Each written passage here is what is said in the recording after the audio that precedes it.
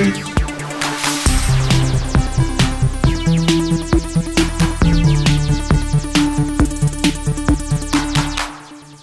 up, everyone? It's Tuesday, it's 1 p.m. Pacific, and that can only mean one thing. It's time for GameFace, episode 383 on Sifted Games at sifted.net. Here to do that with me today, of course, is Matt Kyle. What's up, Matt? How are you? All right. How's your week been?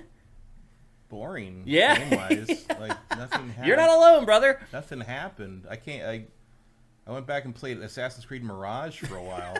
Wow. That shows you where we're at this week. I was reminded of the quest system, the system of how you solve quests and stuff in that by Outcast, A New Beginning. That same sort of, here's the thing, figure out what you got to do, and then like it fills in the gap and you go to the next thing. Right. I forgot about that. So I went back. I'm like, I want to see that with that again. It was still installed on my Xbox, so I went back and played it. Like, that game is still pretty good. Yeah, like, I mean, that's how I describe it. Pretty good. Yeah, it's not like it's the bones of something really interesting. Yeah, if they follow up on that structure of kind of piecing together, because I like the piecing together the investigation of like the who you're supposed to assassinate and the core of, it kind of unfolds nicely. And having to go different places, like, oh, search around here, like, go, cool, like, oh, that looks weird. Is that? Oh, that is the thing I'm looking for. Cool. And like slowly it kind of comes together, and it's like it's a nice way to sort of make a little mystery story. It would be nice if they can figure out something to make that a little larger scale and more engaging for the Ninja one. Yeah. Assuming that still exists. I mean, it should. It's supposed to come out this year. Theoretically. I mean, that's the rumor, but we'll see. Yeah, we'll see. Do you think they're going to make another one like Mirage? Because it did not sell particularly well. You mean like a smaller kind of... More self-contained. I mean, that is supposedly what Hexa is, so I think they've already sunk the cost. Oh, okay. That one thing, I didn't realize that, actually, about Hexa. As I believe, it's like the big one is the Ninja one, and those were the smaller ones, and there's another big one that we don't know about. Hexa, by the way, is the Witchcraft one, which is the one I'm actually most excited for of all the Assassin's Creed. Definitely the most interesting setting. Yeah. I think part of the problem with Mirage was it just didn't look different enough. Yeah. I liked it, and I thought Baghdad was pretty well realized. Both enjoyed it, yeah. Even if it is very brown. I mean, that's the... Brown and tan and... Well, that's the most notable thing about the game is, like, for a second, I was looking at, like, some of the investigation things. Like, go to this bureau, go to that bureau. I'm like, oh, are there cities I haven't found yet? I'm like, no, it's all just districts. It's it is actually really small. Yeah, relatively speaking, yeah. And it's just sort of it's a little one note as a result, environment-wise, and that's fine. But I think you look at that game sort of in advertisements, and it just sort of looks like Assassin's Creed. Yeah, for sure. I would imagine the Ninja one, and even more so a Witch Trial one, will be notably striking in their difference. So I'm excited for Hexy, for sure. But that shows you where we're at, party people. Matt's going back and playing Assassin's Creed Mirage. We do have new games. I went back and played that, and I played some X4 Foundation. Wow! Because there's a 7.0 version coming out with like new stuff in it. Oh, really? So I was like, I'll go back and refresh my memory on that one. Yeah. So yeah, it was a retro.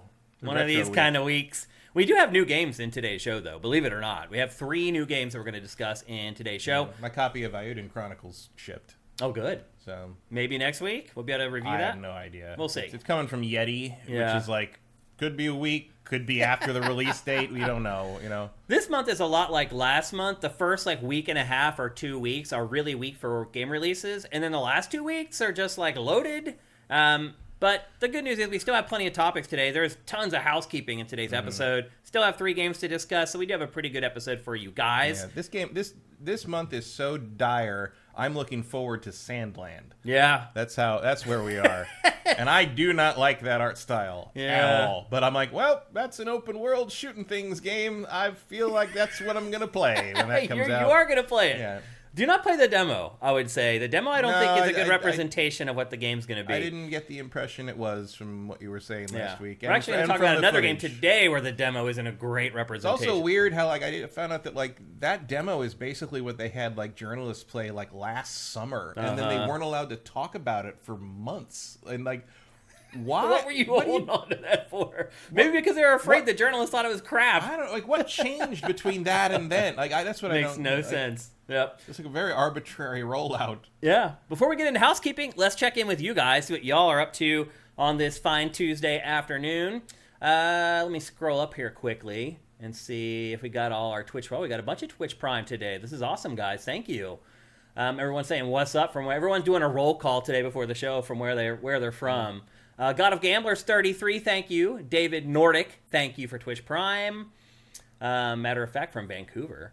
We really have our audience is from everywhere. Too Quick Capri, thank you for Twitch Prime. 57 months, that's awesome, man. Matter of fact, Yuji Naka making an ass of himself again. Yep. He better be careful. He might end up going right back he might go to jail because he's basically on parole right now. Like, they may send him in there. He better be careful what he's doing on social media. Cinetai, thank you for Twitch Prime. 44 months, that's awesome.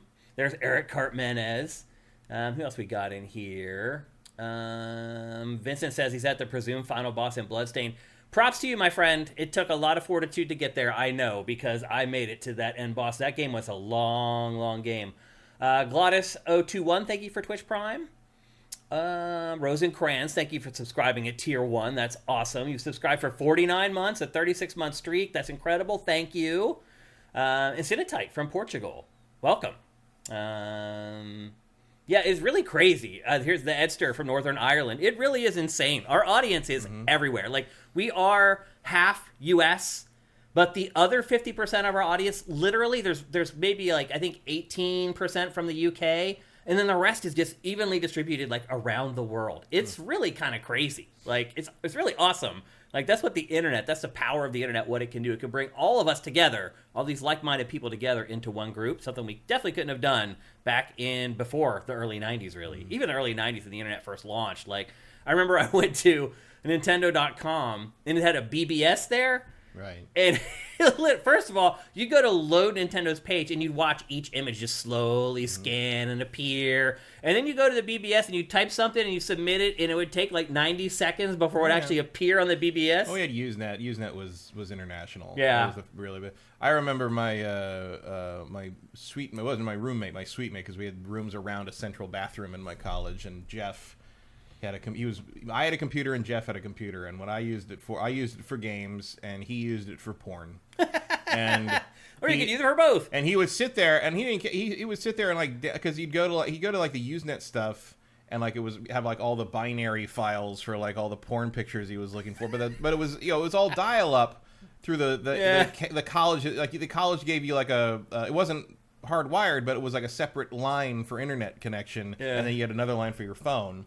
And so he'd be on it, and he like set it to download, and he'd come back and talk to us and go back and see if he liked the picture, because the picture loaded so slowly. Go back, it's like fuck, an ugly one, and he'd start over with another. Like, he had no idea what he was gonna get when he tried to, and it's just like that's hilarious. That's the way the internet was, though. You click on something and you go make a sandwich, and you come back, and maybe it'll be there when you come back. Well, like, my big empathizing with him was like, I had to set mine to download the Marathon 2 demo overnight because it was 50 megabytes.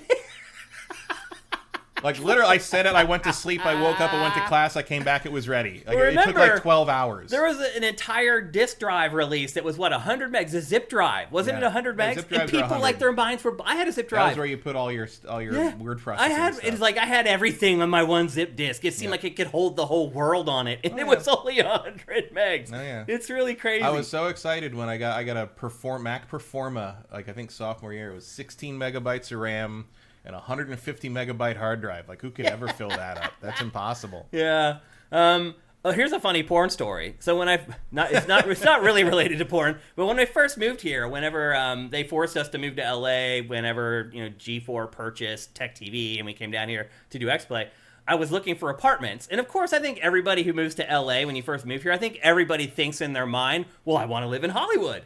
That's where the fun is. That's where the excitement is. No, well, you can tell who's never been to LA before when they're like, I want to see Hollywood, and you're like, we're going to drive down Hollywood Boulevard, and you're going to decide if you actually want to get out of the car. Well, as it turns out, most of our friends from Tech TV did end up moving into Hollywood. I did not, because the first apartment I went to look at, it was like some ungodly amount of money, and I was like, oh, but if it's in Hollywood, maybe I'll pay the extra money to live in Hollywood, where the clubs are and everything. I was really into DJing and stuff back then. And I go to meet the guy. He takes me up. It's like in the top floor of the apartment, and it's like an attic of the building or whatever, and it's got like these slope roofs. And he opens it, and this room is just trash. Like, they had not done anything from when the prior tenant moved out.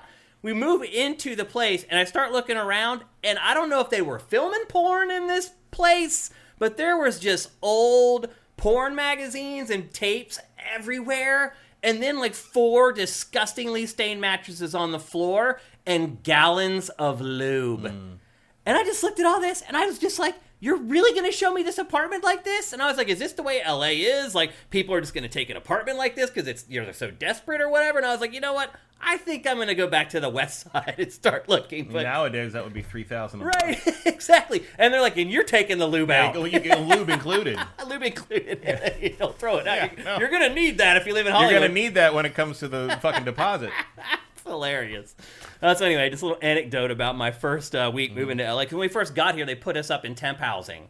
And we had like a month or 2 months to live in like these apartments where you could take your time finding a place to live. And so I had a place when we came down because like I came down with Adam and Fahey and we used God, I can't remember his name. It was one of the lead guys on Screensavers, and he gave us his realtor. And we came down and she showed us a bunch of places, and I got my apartment that way because mine was like a modern condo. And Adam and Fahey were like, "No, we don't want to. We want. Yeah, they want an old. They wanted to live in like an old townhouse, a creaky townhouse, like up on the spine of Fairfax or something." I'm like, "This is great. This is double like my. Brand new. This is double my the square footage I have in San Francisco for half the rent. Yeah, I'm gonna fucking get that." So that's what I did, and I lived there for 13 years. Yeah. But yeah, and then like. But I remember coming down and like I was on an air mattress with I brought my original Xbox and Burnout 3. Yeah. That was like a handful of games, and we got here, I went to Best Buy and I bought a tiny little like 20-inch TV, and I put it next to the air mattress, and I just played Burnout 3 on an air mattress in an empty apartment for like 5 days until the fucking moving van finally showed up and gave me my shit. Like it was what a weird time. It was a weird time of transition because 20 years ago this summer. Yeah, it's hard to believe we've been here for 20 years, but I don't regret it. I love LA. So definitely better than the first time I lived in LA. Yeah. That was I lived up in the valley in Woodland Hills. Well, that's all you need to say. Which is all. But there's always a porn connection though because I was so bored during the day because I didn't have an actual day job until like 2 months into living here, and then I ended up on the graveyard shift at a 24-hour fitness in Thousand Oaks. But I would hang out at like a Starbucks or coffee shops in like near there in like Van Nuys and stuff, and I met all these porn stars because that's where all the porn stuff was at the time before you could do it anywhere for the internet. Yep. And like I didn't like socialize with them, but like I knew them, like I knew who they were, and they knew, and like we like just have little conversations in the shop, and because I knew some people who like had done that before and got involved in some politics about it, and they're like, oh yeah, that's a thing.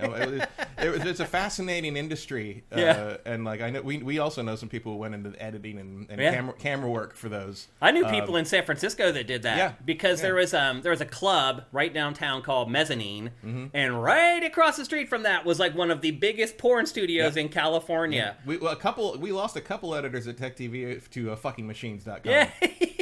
That was a problem. That just shows you how much we were getting paid at Tech TV. Yeah. Oh yeah. Well, and also like the thing about working crew for porn is there's always work. Oh yeah. Like that industry doesn't Never dry stops. up. Yeah. Pun intended. That's a good one. All right, we should see what we talk about when no games come out. Get on it, industry. It's not our fault. It's it. the gaming industry's fault. If they release some damn games, we wouldn't be talking about this right now.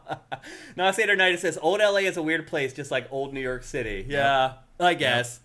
LA, it's funny. Like what Silk Snake says, Hollywood is magical and whimsical. It's the greatest place on earth. I think a lot of people think that, but then you get here. Yeah, I mean, I'm sure he's being sarcastic there, but it's like, I think the Goo Goo Dolls said it best when they said Hollywood can fall in the ocean, man, because it's the ugliest place in the whole wide world. I love LA, but Hollywood is not what you think it is. Yeah. It's a bunch of especially tourist once trap the sun bullshit goes down. And a bunch of weird warehouses. Yeah. Like I used to go to fun parties in those warehouses, but not anymore. It's not what you think. No, it's true. Yep. So anyway, that's all we got for our open for GameFace 383. We're about to get into the housekeeping here, and we have a ton of housekeeping today, which is good. Oh, Cinetech Stellar Blade can't come soon enough, apparently. Well, as speaking to porn. No pun intended. Yeah. Yeah, there you go. We just keep it rolling here. All right, let's get on to our housekeeping. We do have a lot of housekeeping today, which is a good thing because we don't have as many games. Because someone's got to clean those mattresses up. So. Exactly.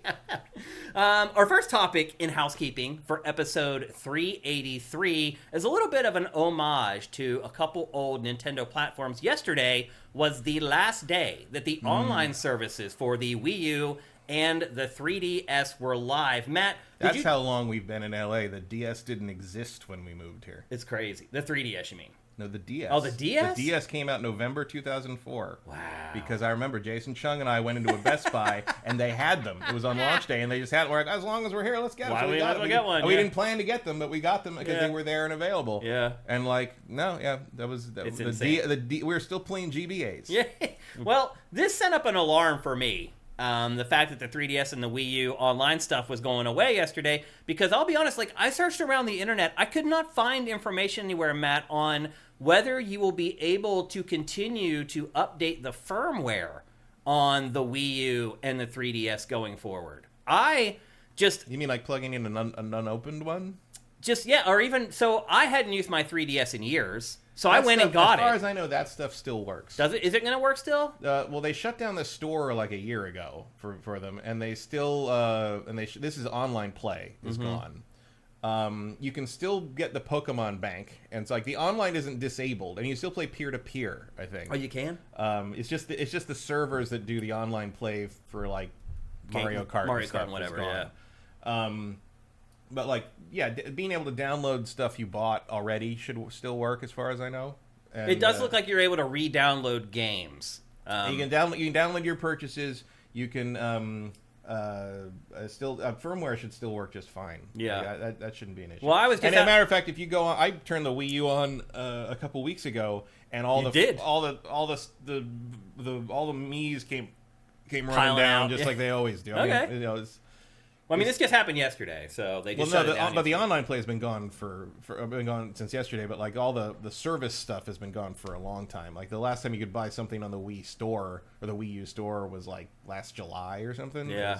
I need to go in and check my Pokemon Bank because I think I forgot to renew that last August, and all my Pokemon might be gone. Oh. I've been carrying those forward since the original games. Wow. So have I, some. But what I did is I just went and made sure that I didn't even dig out my Wii U. My Wii U is in its box, buried in the closet. I'm not tearing my whole closet apart to get it. Mine's still hooked up. But I did get in case I want to play Xenoblade X. I did go grab my 3DS, and it did allow me to update the firmware, and it was way behind on firmware, so I'm glad I did that, but it does sound like you'll be able to go back. That stuff, so it's purely just online play that shut down. Yeah. And there's like things like, there's online features. One of the big problems that I saw people complaining about was that Dragon Quest VII, I think, has these like Chronicle capsules or something, and like you have to play, they're online downloadable, and you have to play to a certain point to unlock them and get them, but there's like 10 of them, and you can only have 7 downloaded at one time, so basically they had to pick which ones to keep forever, and 3 of them they will never be able to get again or something like that, or maybe the numbers are wrong. But you have a limited number you can have downloaded at any one time, and so you can't actually have all of them. Weird. Forever. So you basically had to pick the ones you wanted to give away, like never have again, because of this. That doesn't make sense. It's weird stuff. Like people had criticized, why can you only have this many of this downloaded? I mean, it's probably a memory limitation or something. That'd be my guess. But like, so maybe at some point do a version of that with everything complete for a modern system, Square. Just as long as you're not really doing anything of note. We're going to talk about another Square Enix game today, and I am starting to kind of wonder what it's up to at this point. What do you think the enduring opinion will be of the Wii U? I don't think there will be much of one. I'll say this. So watching the trailer that we just showed, first of all, if you're wondering it's a weird blip. Yeah. Basically. If you're wondering why that trailer's so blurry, it's because it's 720p. Yeah. The Wii U was 720p for the most part. All its promotional videos it released were 720p. That's just where it was at. But I will say this, watching that old trailer, it does show you hints at what was to come with the Switch. Mm-hmm. I almost feel like the Wii U, they needed it in the middle there to come to the conclusion of the Switch. Maybe. I mean, they needed something to humble them after the Wii and kind of put them back on the track where they start making games again. Yeah. Because people forget that like the latter half of the Wii's lifespan was just garbage. It was, yeah. There's a lot of gimmicks. They really thought they could pull in grandma and grandpa forever on those things, when really what happened was people bought that system as a Wii Sports box and never played anything else except maybe Wii Play. Yeah. And most people just bought that because it came with a controller. Yeah.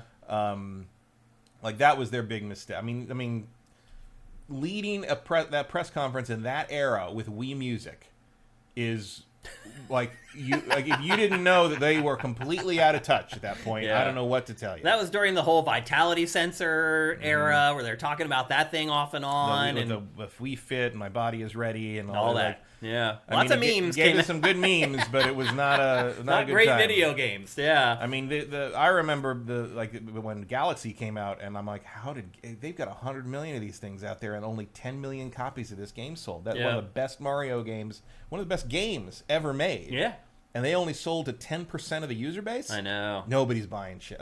Like most of these are gathering dust right now. Yeah. It's the only explanation for that. Yeah, I do feel like... And sure enough, the people that made the Switch a hit are the people they were neglecting during the Wii. No, you're absolutely right. Yeah. I do think, though, that they almost needed this half step to understand what not to do with the tablet. Yeah. What not to do with the tablet, and also who wasn't coming along. Right. That's a good point. Ride. Yeah. Like, it was like, who are they leaving behind? We got to repivot back to the core fans. Yep. And they did that for the Switch, and it worked like gangbusters. Sure did. So, you're probably right that it was a necessary lesson. Expensive one. A very expensive one, but they figured it out. And to be, I think Iwata put on a master class of how to respond to a failure and a disaster in that era. Yeah. I mean, he did. I mean, it might have been a failure of leadership just overall to end up with that as your product. Yeah. But that you should study the pivot they made and Iwata made there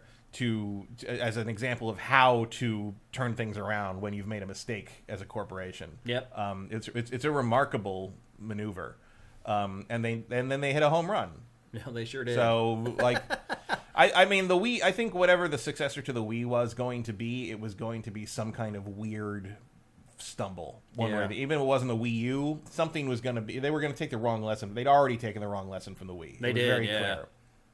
And the Wii U was sort of the kind of the perfect expression of all of that. And I mean, some of that's also being informed by the rise of mobile gaming, the rise of tablet stuff. I mean, you don't get the Wii gamepad without some of the outside forces, them trying to look at that and sort of outmaneuver that. And then you kind of, and that was sort of the continued pivot from that was sort of how we got the Nintendo mobile stuff. So I think there are some outside forces being reacted to that cause at least the gamepad aspect to exist. But you can see the evolution of the gamepad idea into what the Switch was. Oh yeah, it became. Well, the Switch. They did stuff with the Wii U gamepad that they never did with the Switch. Yeah, and they actually never did with the Wii U gamepad. Like this trailer that we're seeing, it's like all these cool little quirky things that it does. We never used any of this stuff. No, it just wasn't robust enough for it.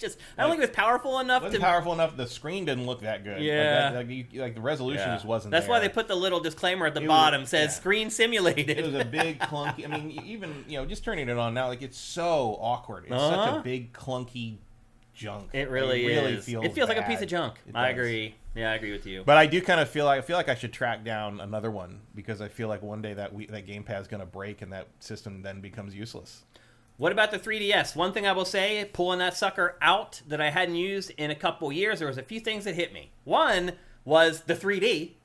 I feel like we've forgotten about the fact that thing does 3D without 3D glasses. I still don't know how Nintendo did that, but it's pretty crazy. It's similar to how those things you tilt and they move. Yeah. It's similar to that. It's kind of that same tech. Yeah. You could go to CES around that era, and you go and you'd see TVs, things 3D TVs without the glasses, and they were this thick. Yeah, and you gotta sit directly in front of it. Honestly, the best 3DS thing was when they added the new 3DS added the eye tracking. Yeah. That was remarkably good. That's pretty crazy. I mean, I never used the 3D because I just thought it was silly for the most part. But the fact that the difference between the original 3DS and how the eye tracking made the new 3DS allow you to see it from almost stay 3D for almost any angle, that's an amazing piece of amazing piece of trickery. It is, yeah. And that hit me. And the other thing that hit me was how small the screen was. When I got my 3DS, I didn't need these. My vision was 20/20 razor sharp. Now, I think I need to bump up like another 0.25 with my readers, because I was playing that 3DS, man, and I was like, both screens were so small. The text was so tiny on that thing. I was just like, damn, I'd forgotten how small. Because I never bought another version of the 3DS. I got the OG launch version and never got another one. The new 3DS is nice. I know, I've heard, but I don't have one. But it's, I have a few of them. No, I don't. Do I have an extra? I think I have an extra one, and then I have the Metroid DSi they put out, because I got when the Metroid 2 remake came out. I remember you getting that, which I never opened, but I just kept, I keep it around in case I need one, because I have too many games for that system to not have that system at some point in some form. But then it turned into this little nostalgia trip for me, and I started digging into my 3DS. I had to go find my SD card that had like all my stuff on it, because I had taken it out, so I wasn't using my 3DS. I did find it.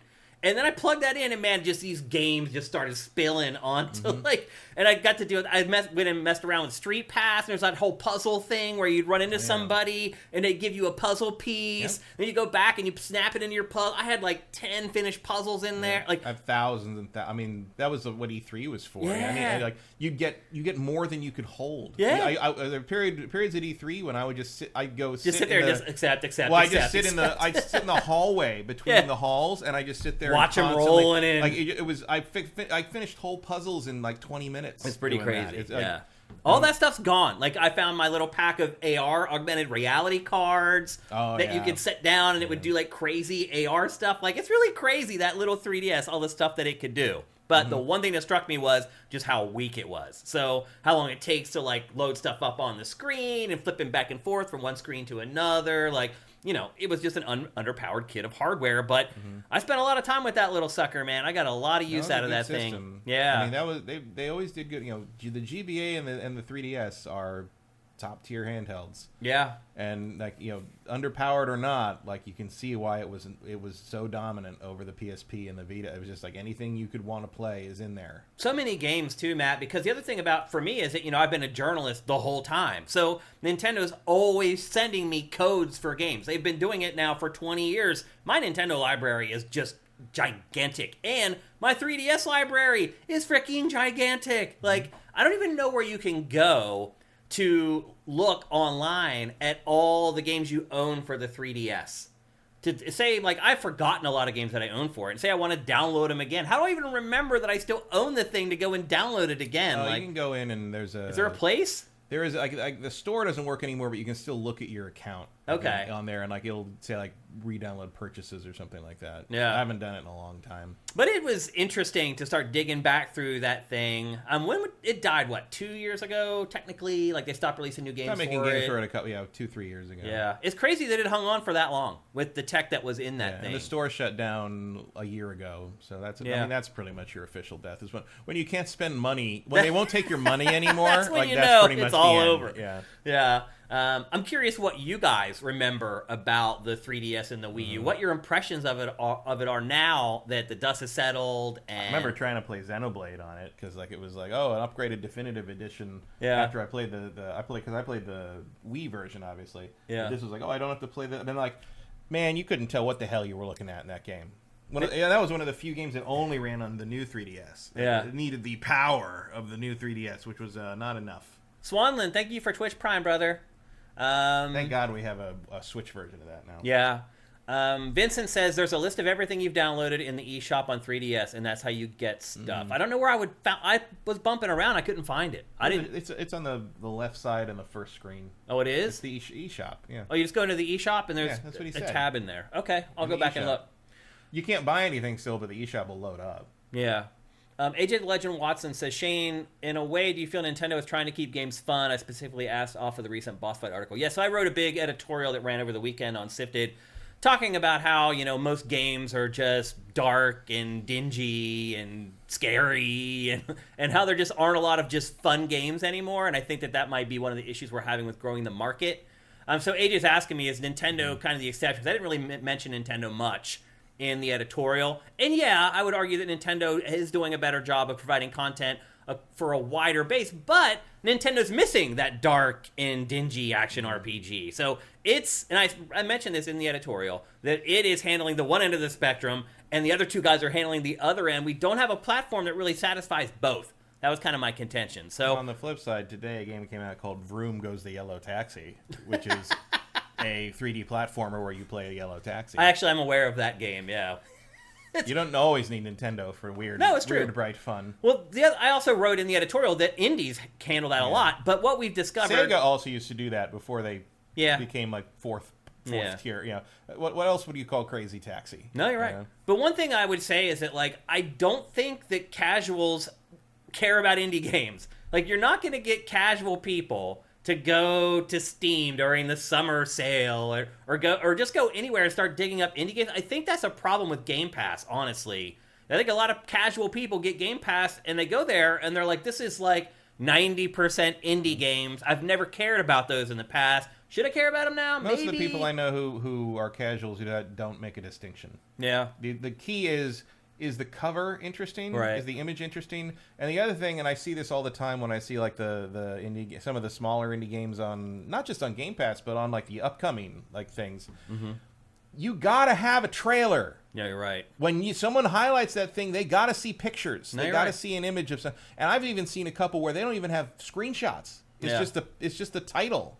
And it's like, if I don't even know what this game looks like, I'm not going to spend the time to download. And that's me. Like, like my friends who do just like are like, look at the thing, go. Look at the thing, go. If you don't immediately start playing that video and show them what this thing is, even if they're interested in the initial impression, you're going to lose them. That goes back to that's the mantra. The bigger problem. That goes back to the mantra that we had at Game Trailers. So people would be like, why do you exist? We already have IGN, we already have GameSpot and all these gaming websites. Why does Game Trailers exist? And what we would always say is because they're called video games, not text games. Because we were video only. We had no written content at Game Trailers at all. And we were like, these guys are still living in the past with written content about video games. I'm like, we are a video site about video games. And that was kind of our tagline. And you're right. Like, people need to see these games in motion to really understand what they're about. If you're an indie guy, you definitely need a trailer there. Because some of the indie concepts are like, you try to explain them and people are like, what? But if you see it, instantly, you know. I mean, it does happen. Like, I have a surprise, and it depends. Like, you got to prominently put this stuff where people are going to find it. Like, I've had a surprising number of people, like, ask me, like, what's this Dredge thing? Mm-hmm. I'm like, how did you find Dredge? Yeah, how did they? Because it bubbled to the top of the Game Pass thing. Yeah, like it's in the first line of games you look at that week or whatever. Yeah, that's how you get it up there. That's how you get people to give things a try. Because like, you know, my friends that are casual people don't know the difference between a AAA game and a indie game. Like they don't draw that distinction. Right? Other than maybe price. Or like, you know, obviously they know that Last of Us 2 looks a lot better than Dave the Diver. Yeah. But also like they don't know that Dave the Diver is by a giant corporation too. Like, they don't. Yeah. You know, all they care about really is that it's fun. Mm-hmm. Getting them to try the fun, I think, is the stumbling block. Yeah.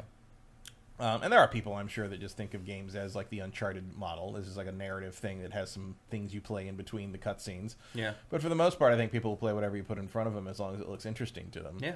And it's a matter of putting it in front of them. I think the problem is that we aren't there to put the stuff in front of them. They need to find this stuff on their own, and I just don't think they have enough motivation to start digging around in like these dusty indie bins for games that they might like. I think casual people rely on stuff just materializing in front of them. I think a lot of them feel like if it's big enough and cool enough, I'll just find out about it on social media or whatever. But no, I think most of the storefronts do that just fine. Except PlayStation. But I don't think they're going to the storefronts is my point. They are. The casual folks? 100%. That haven't bought why would they haven't bought a console? I mean, the people that own the console. Oh, no, I'm talking about people who we're talking about trying to get new people into the market. That's irrelevant to that. Yeah, right. That's what I'm saying, though. Like, that's the challenge, is because the market's not growing anymore. Well, yeah, because the challenge is over. Because the people who are going to buy the game systems this generation have done it. Like, now you've got to worry about next generation. I think the people like us have done it. The people who like the dark fantasy action RPGs. Tons of all the casual people that have really were going to jump in have jumped in. There aren't that many, though. I mean, that means we're going from like 150 million to 50 million. That means we've lost like 2/3 of the audience in like a 3-year period. I was already seeing that 150 million PlayStation 5s are projected by the end of the generation. It's a slow thing, but it's happening. But you're just saying that isn't going to happen.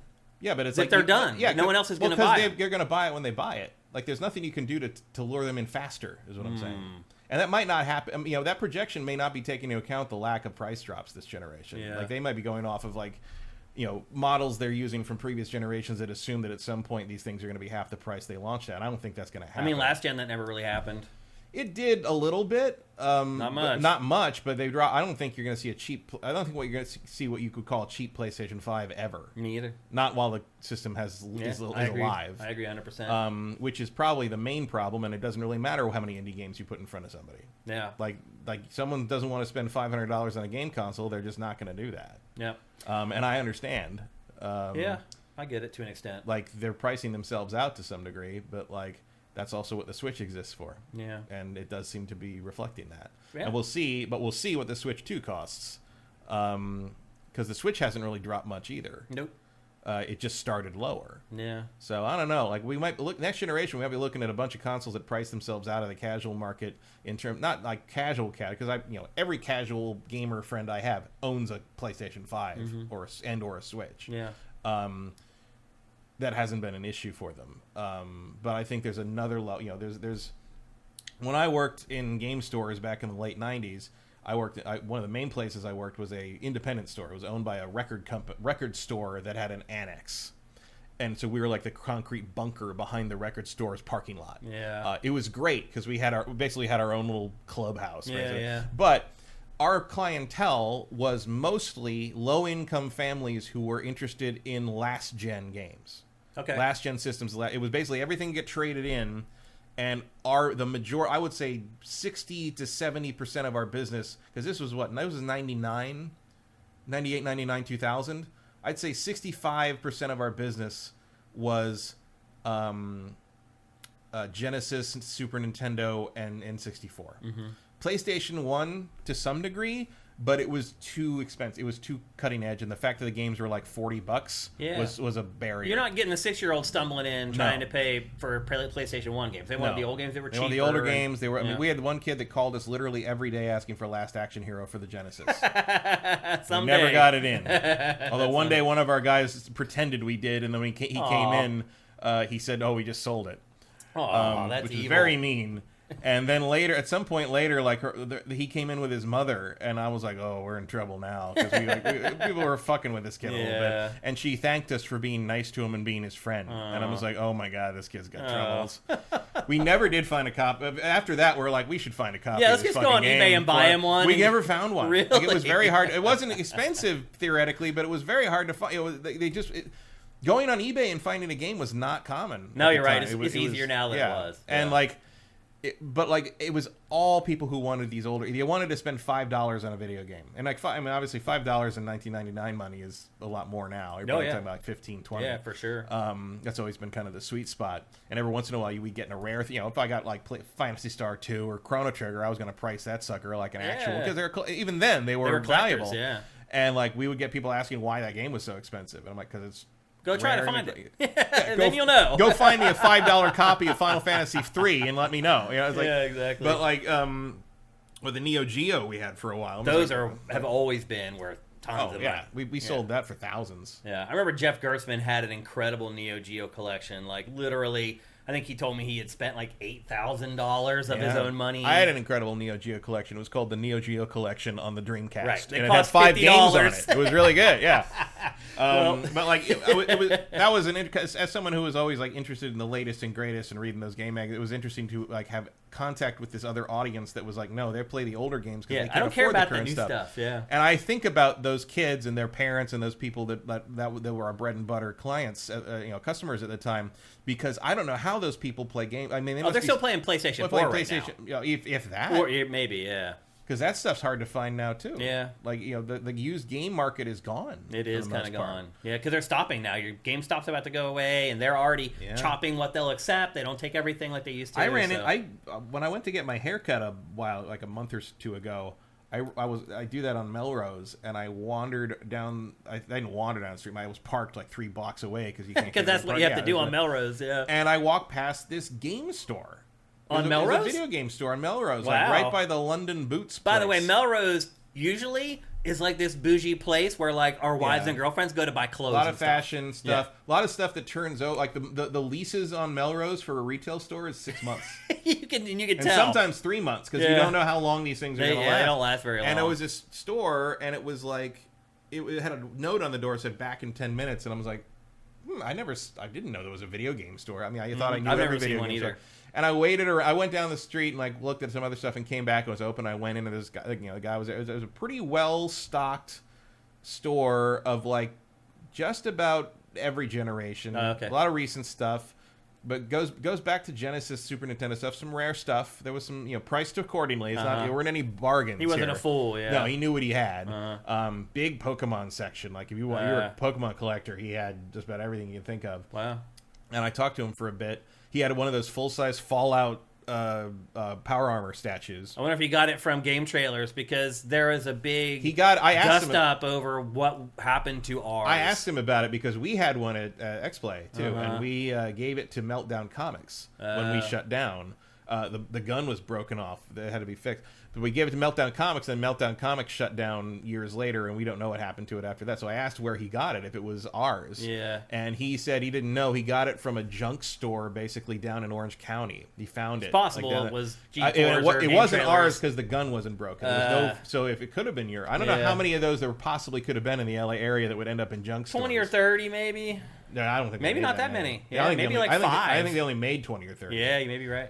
So my guess is it was probably either the game trailers one or the one they used to have for the booth. That's possible, because they probably would have cleared the storage out right at some point, and that would have coincided. And the timing kind of worked out with E3 going away. Because it turned out that store had been there for 3 years, which I'm like, how I never saw it before, I have no idea. And how it's still there, I have no idea. It may be just a money laundering scheme. You never know. There was a game store. You remember a lot of them are. Well, you remember the one that was like a boutique one? Yeah. Anvil or whatever it was. Acme. Acme. It's called Acme. Yeah. And like we shot there several times, and they were a front for like some shady. They're also doing shady like piracy stuff out of the back. There was some rumor because we showed up to shoot there once, and the cops were raiding the place, and they're like, "You work here?" We're like, "Nope, we're just passing through." Right. Yeah, because for a long time we're like, how could that place stay open? Because it was a huge, nobody buys games. It was actually the place Golden Apple was. Yeah, for a long it was really time nice too. It was a huge location, and like right prime Melrose and La Brea. Like everyone's like, how is this functioning? It wasn't. And it wasn't. That was the answer. That was the answer. All right, we got to move on. Even for today's episode, we got to move on. But anyway, I do want to play Taps for the Wii U and the 3DS because we are at the end of their lives. This is it. I've been waiting to have Taps on the TriCaster for years. I'm going to play it for the Wii U and the 3DS. So anyway, rest in peace, Wii U and 3DS. I never really got that much entertainment out of the Wii U, but the 3DS, I absolutely did. You're missing the chat. Oh, what'd you say? Oh, you need to scroll down, you mean? Okay. Oh, wow, there's a lot of chat there. Oh, Lore Ondos. First time ever chatting on GameFace. Welcome to the crew. We're here every Tuesday at 1 p.m. Pacific, 4 p.m. Eastern. Please come back. And he or she wrote... you got all of handheld PCs now, which is true. We're going to talk about one here in a minute, actually. Amazing how popular the Steam Deck has been, considering it has only been officially sold on the Steam Store. Yeah, I mean, but the Steam Store is freaking gigantic, so... the Steam Store is big enough that it has to encompass a fair amount of casual traffic as well. Yeah. I mean, it's the PC game store, pretty much. So anyway, rest in peace to the Wii U and the 3DS. Next up. Fallout TV series, Matt. This series has been getting all kinds of positive vibes from people. People who have checked it out so far have basically gushed over it. Are you confident that this show is going to be good? It's on Amazon Prime. They bumped up the debut 3 times now. It is launching tomorrow at 6 p.m. Pacific, 9 p.m. Eastern on Amazon Prime, and they are putting up all the episodes at once. So we will be talking about it, obviously, in next week's episode of GameFace. But are you confident that this show's going to be good? No. Me either. I mean, look, Fallout would be pretty easy to make a show out of, really. Fallout is mostly vibes. Yeah. Like, there's no canon story you really need to stick to. Yeah. Bethesda didn't even stick to the canon story when they made 3 and 4. Plus, Todd Howard's there. He's supposedly shepherding the whole project. I get it, but it's like you really don't... It only really needs to be tonally consistent. Yeah. Like, you don't... There is that part, it seems like they've hit already in the trailers I've seen. Judging from the trailers, they basically nailed it. Yeah. I don't really care. Are you going to watch it? I guess, because you're probably going to talk about it. Yeah, we'll talk about it next week. I'm not honestly, I don't watch a lot of TV shows anymore. Cause I don't either, really. I don't care. I don't care for the time commitment. Yeah. It's just like, I prefer movies, and I always have preferred movies, just in the sense of, like, tell me a story in 2 hours. Yeah. Like, I can go on my way. And, like, the Netflix era and the streaming era has really broken me, because it's just like... it just takes everybody forever because they got to stretch to fill the number of episodes the streamer wants them to make. And so it goes back to the Marvel Netflix shows to me, where it's like, yeah, Daredevil had some great moments, but it was 8 episodes of story stretched to 13. Yeah. And I got really tired of the pacing in these things, which I know is a stupid complaint. The pacing is always one of the... as soon as someone says the pacing was bad, you're like, okay, I don't need to listen to you. Yeah.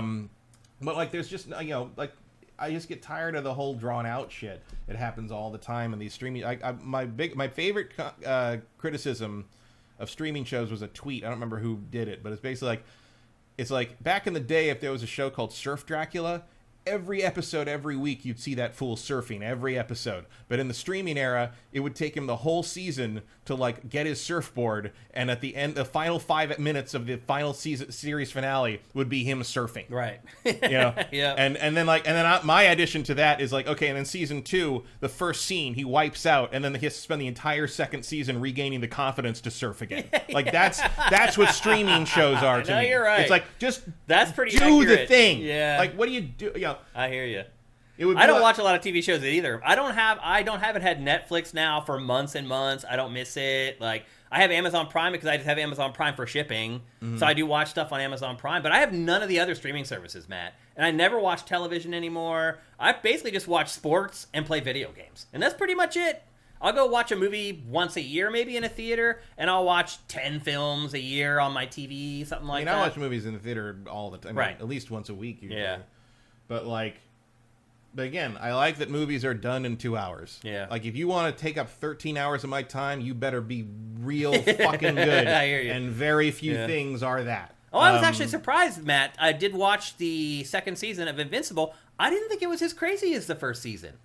Oh, what they covered this season is not super. Oh, you're crazy. saying something's coming after this? I'm saying 40,000 things are coming. Oh, okay, after gotcha. That. Like I could just tell you things from the final story arcs of that show, and you'd be like, no way. I have no idea how we're going to get to that. It's just not. Oh, I thought you were saying the second season was going to blow my mind. No. If they get to adapt the whole story, it will blow you away. Okay. You have no. I like the first season better of Invincible. The first season is stronger. The second season is doing still a lot good. That section of the story is a lot of setup, but you're getting there.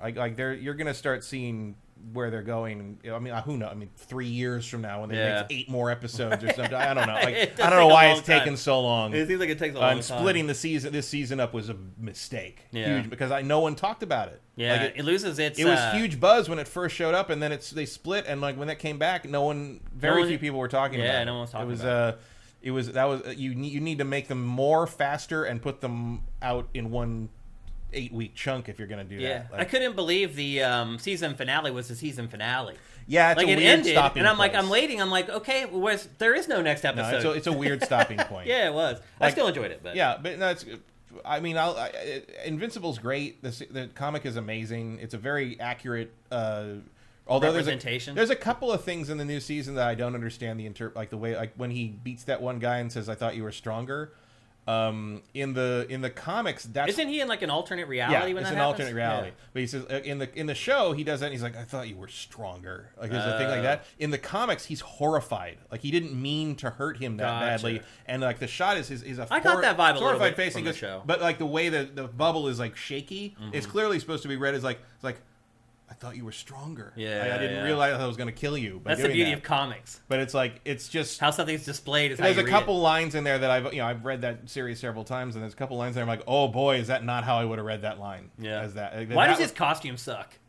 Is there eventually some thing that comes to light? No, he switches costumes at some point. Oh, he does. I hate his costume. It's like the dumbest costume. It's worse. Well, he's got. That's kind of. I mean, here's the thing. He's got this dumb bug eyes and like. No one really. It's made fun of a couple times. No one really understands what. I mean, why does he have the Image logo on his chest? Yeah. I mean, it's supposed to be invincible, but it's like that's the Image eye. Yeah. It's weird. Yeah. There's the Spider-Man guy shows up in this season. So in the comics, that's actually There's an actual crossover with Spider-Man, and there's a whole thing where he meets the Avengers, and he's like, okay, based on Spider-Man's base, he says, Captain America's like, you're Flag Man, and you're Hammer Man, and you're Green Man, and then Luke Cage is back there, and he's like, and you're Black Man? And like Luke Cage's like, Black Man? He's like, what? And I'm like, bro, you work on a team with a robot named Robot. Like, what are you talking about? That's right. Yeah. It's just weird. But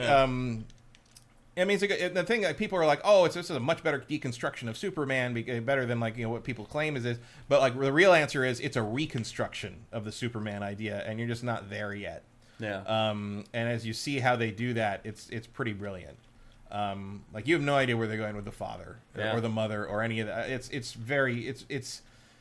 It gets so fucking weird. It gets so strange because it all gets very cosmic and alien and timeliney and alternate timeliney and versions of things and versions of that, and it's violent, like planetary violence shit. Like, I mean, it's real good. Okay. I see people recommending the TV show Shogun in chat. By the way, one of the stars of Shogun is a former video editor at Game Trailers named Derek Mio, M-I-O. Since he left Game Trailers, he has turned into a huge actor. Any TV show that features an Asian cast, he's in it. Literally every single one of the last 7 years, he's been in all of them. And he has one of the lead roles in Shogun. He also does stand-up comedy. But Google him if you're that interested. His name's Derek Mio. And he literally was just a video editor at Game Trailers. And we had a lot of video editors there who were aspiring actors, who were working there to pay the bills while they, on their spare time, were going out to auditions and things like that. We had another guy who ended up on CSI Las Vegas, I think. There was another video editor. So we had like a little bit of a thing going on there. But anyway, Derek Mio is awesome. He's a really good dude. Try to support anything he's in if you care. So, just a little bit of a tangent there about TV shows. One of our hosts went on to be Psylocke. That's right. That's true. Yep. And we never would have guessed that at the time, that's for sure. Next up, another update on Suicide Squad. I think a lot of people thought maybe DLC might bail this game out and reinvigorate interest in it and maybe have people give it a second chance, but it turned out they had no ideas.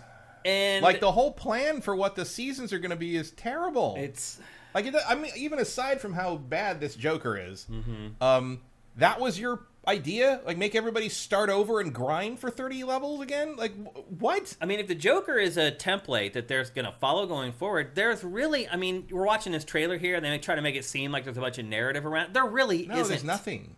It's like, I feel like there's a little bit of bait and switch going on here.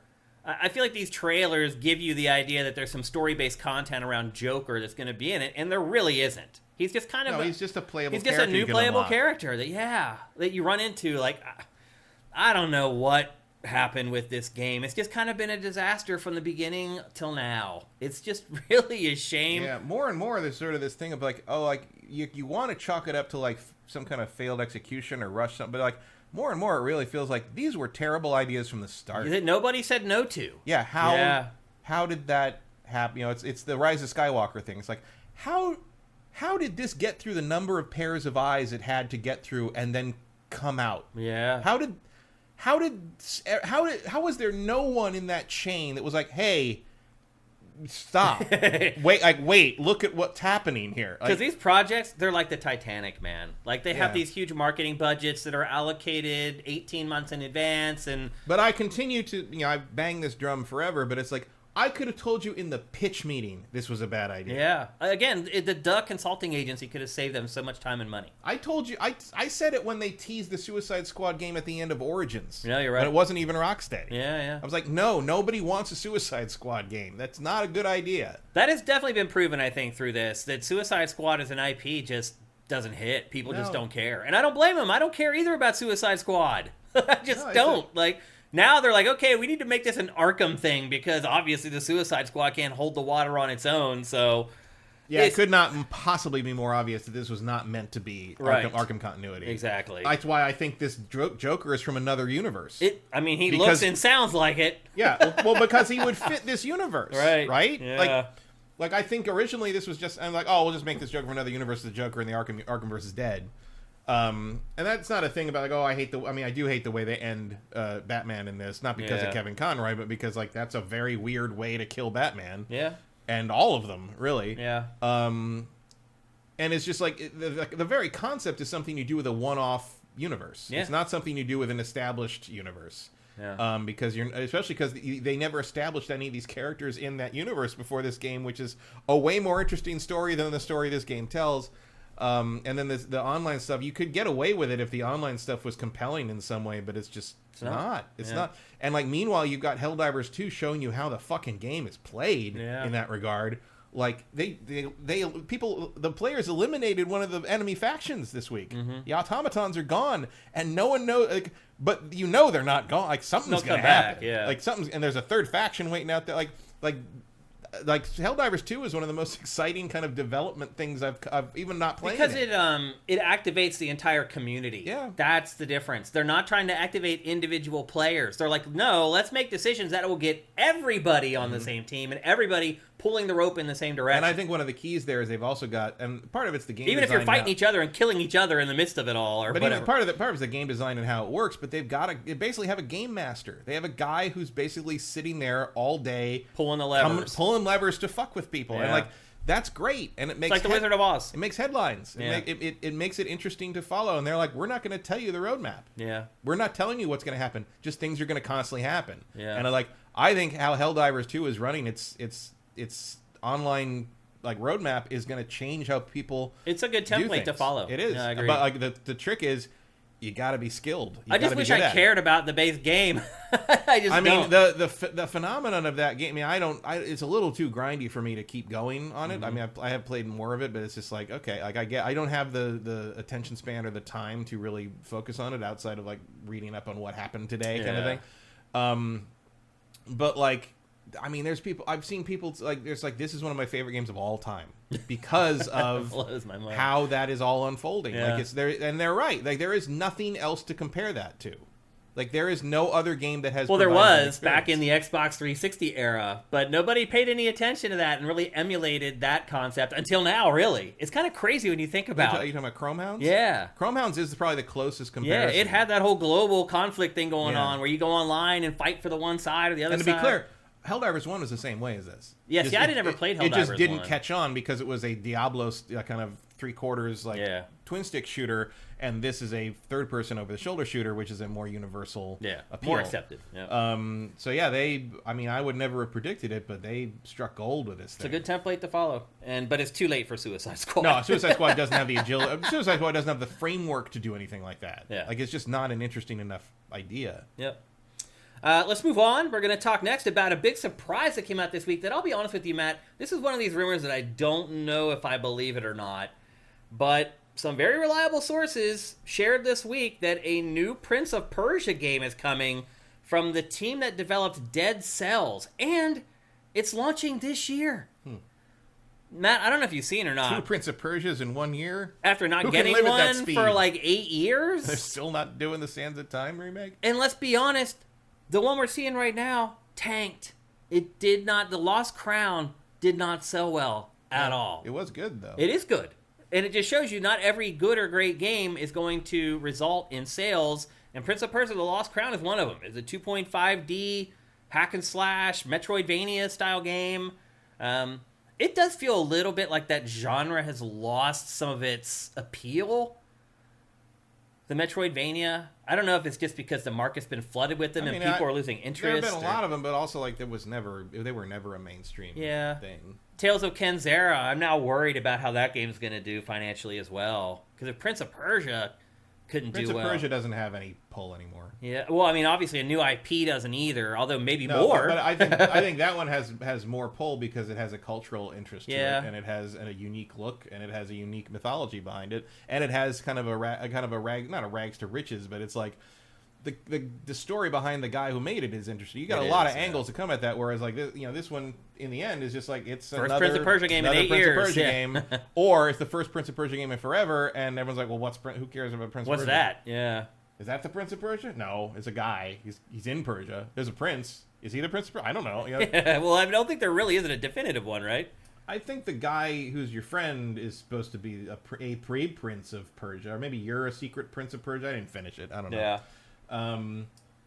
I wonder if people looked at this game and were like, "That looks like an indie game. I'm not going to give you $60 for it." I mean, was it $60? I think it's maybe 50. It was actually. 50. Yeah. I mean, it's still pretty high. For a game that looks like this. Even though I would argue this game was probably worth the $50. Oh, for sure. But just looking at it, people may have looked at it and been like, that looks like games I usually pay $20 or $30 for. And the core audience has like that skepticism with Ubisoft. I saw people today with the Outlaws trailer talking about what a massive downgrade the visuals were from the previous trailer. I'm like, they look exactly the same. Yeah. Like people just don't like Ubisoft. Or expectations change from when they first show it. Maybe they see a couple other games like, oh, games should look better than that now. But they don't. Like nothing looks better than that. You're right. I don't know. Like, I mean, Dead Cells guys are a good. I mean, if I was going to pick them to make an existing IP, it would probably be either Prince of Persia or Castlevania. Yeah, it's a good match. And clearly, Konami's not paying for a Castlevania game, so yeah. might as well. I mean, if they're going to get no skin off theirs. I wouldn't be surprised if this game from the Dead Cells crew just gets delayed into next year. It's just hard for me to fathom that after the first Prince of Persia game did not do well. The rumor is that they're revealing it tomorrow. Really? So, interesting. Okay. Well, I enjoyed The Lost Crown, and I'll probably will ultimately enjoy that other Prince of Persia from the Dead Cells team as well. It just doesn't feel like it's an IP or a franchise that people are really frothing with demand for at this point. So, well, you got to put something on the schedule. Yeah, I mean, Ubisoft has had problems with that, putting something on the schedule. It hasn't had a lot of game releases here for the last couple of years. It does need to sort of change and start getting more games out. That's for sure. I know when in a recent episode of Pactor Factor, someone asked him about Ubisoft, and he's just like, they're just not putting out games anymore. Mm-hmm. Like, they used to put out like 10 or 12 a year, and now they're putting out like 2 or 3. And that's why their stock is like in the toilet right now as well. So I don't know if if 2 Prince of Persia games in 10 months is going to turn its financials around. It doesn't sound like That's what they got. Yeah. I mean, they're not. They used to be an 800-pound gorilla, and they're just not anymore. Yeah, it's been drastic watching Ubisoft sort of fade. Remember when people were just like, I don't know how anybody makes headway against Ubisoft when they're just dominating the release schedule. And everyone's imitating their design. Their own worst enemy. And now,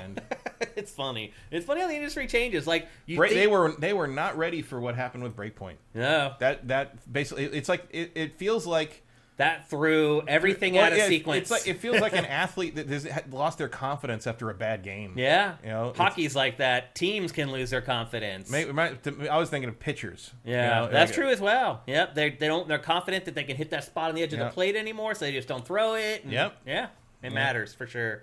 So anyway, I hope you all like Prince of Persia. Yeah. Everybody's getting Tommy John now. Yeah. It's like no one can pitch more than 2 years without needing Tommy John surgery in baseball now. It's crazy. I'm not even a big baseball fan, but I've picked up on that. No, you see some crazy. I saw a video yesterday. It was like a college league guy, I think, and he was pitching. He pitched sidearm, and the video was from behind the backstop, and you could hear his arm snap. Ugh. And everyone knows, because everyone who plays baseball knows what that is, and everyone on the field goes, like freaks out. Well, it's like when I was a kid playing Little League, they told me to never throw curves. I was a pitcher and a shortstop. They're like, don't throw curves, don't throw anything that's going to twist your arm. Just throw fastballs and changeups, and that's it. That's not the way it is anymore. If you watch like the College World Series, they're all throwing sliders, curveballs, knuckleballs. And if you haven't thrown sidearms since basically you were in Little League, your arm's not. They're going to rip your arm. Your arm's not built for it. Hasn't been stretched that way. Yep. That's the thing about baseball is eventually everything happens so often that eventually you're going to see everything. Swear and tear. Yeah. And sometimes they're good things.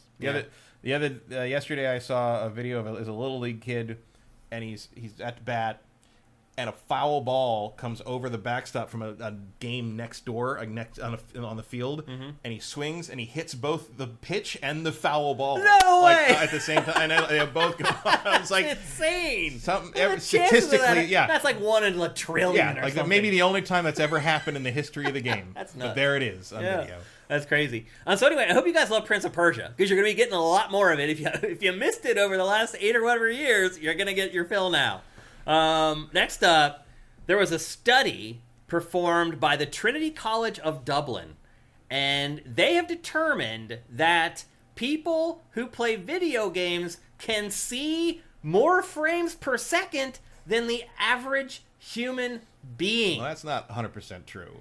Well, because tons of people who play video games cannot see the difference between 30 and 60. Yeah, that's a good point. That was one of the big talking points around this article was people who the 60 frames per second snobs were basically like, okay, maybe you guys aren't lying that you can't see the difference. Yeah. And some people are like, yeah, I don't see the difference between the two, which is crazy to me. Like I can tell you the difference between 60 and 120, but like, yeah, like you either can or you can't. There are people who see the world at a much slower frame rate than everyone else. Which is scary, kind of. Explain some things about driving. Well, basically what the Trinity College of Dublin said is that, I think they studied 5,000 people or whatever, and they said consistently that people who play a lot of video games could see more frames per second. Also, they said people who played sports like tennis and racquetball could see more frames per second. What your eyes are trained to do. Yeah. Like, I mean, it's kind of crazy that we've been training our eyes to see more frames all these years. What I would love to see is a study that goes like more in depth about the age of everybody and what they grew up playing. Yeah. Because I have a theory. Because I've noticed the people that know 60 frames a second tend to be younger and our age. Yeah. And the thing that a lot of people don't realize is most 2D games were 60. Yeah, they were. They refreshed it as 60. Old arcade games, a lot of NES games. Yeah. You didn't start getting into the low, chunky frame rates until 3D came along. Yeah. And I'm curious if the people who have trouble picking up on higher frame rates versus lower frame rates are people who grew up playing the N64 and the PS1. It's possible. And I don't mean that as a joke or an insult. I know. I mean, like, if we grew up doing high frame rate. Yeah, people younger than that grew up with higher frame rates, like steady frame rates. Yeah. And, like, is there this little generation gap where, like, if you grew up playing N64 games, you were playing 18 frames a second shit and just, like, had to make do. Yeah. And so you don't make a distinction. You also got to remember that we were maybe the first people ever to ever care, maybe even say the phrase frame rate. Like, people who were gamers back in the PlayStation 1 and N64 era, like, we didn't talk about frame rates, like, before that, like with 2D games. Unless you were in the film and TV industry, there wasn't really there's no reason wasn't really anything to say about it. So we were like the first people to ever even discuss something like this. Obviously, we're the first people to really suffer low frame rates. If you played Rare's N64 games, you have been through it. Like, I mean, go play Ocarina of Time again. No, you're right. Yeah, that's a 20 frame a second game. I mean, it gets slower than that at times, actually. Oh, yeah. But, like, on average, I bet the average frame rate of Ocarina is about 20, 22. Yep, I was going to say 22 frames. Yep, that's about what I would guess as well. So maybe... I went back and tried to get Jet Force Gemini. I played Jet Force Gemini ton. I love that game. Yeah. And I'm like, I can't it's almost do unplayable this anymore. Yeah. It starts to make me a little queasy now. That made me queasy, but it just makes me mad. Yeah. I'm just like, I can't react to things if you don't show it to me. So is seeing more frames, is that like a superpower or is it a curse?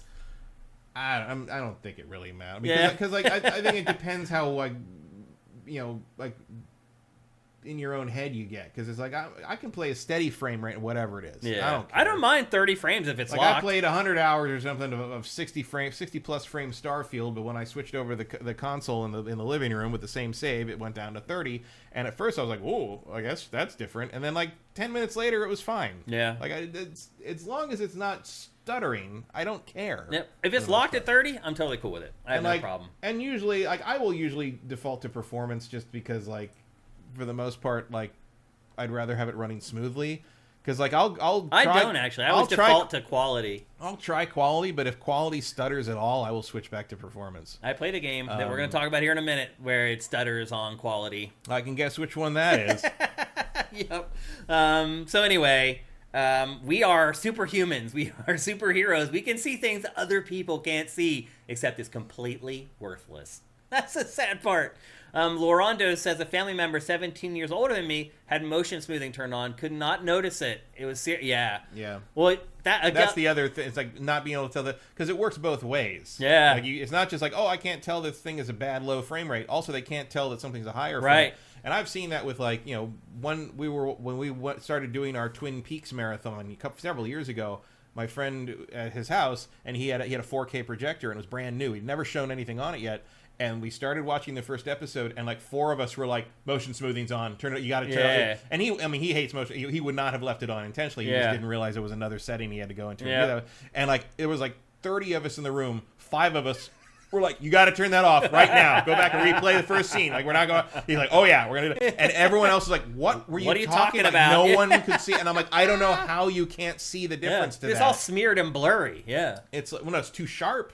Really? I always found that it like smeared edges. No. Like the motion smoothing is too. It's because it looks like a soap opera. It's interpolating frames. It's adding information where there is no information. And it's creating fake information. Yeah. And like it's trash. Most people hate it. It's when people talk about like how they like some people get like feel weird or like angry or upset when they see like sunflower pod seeds or like the little holes in things. Yeah.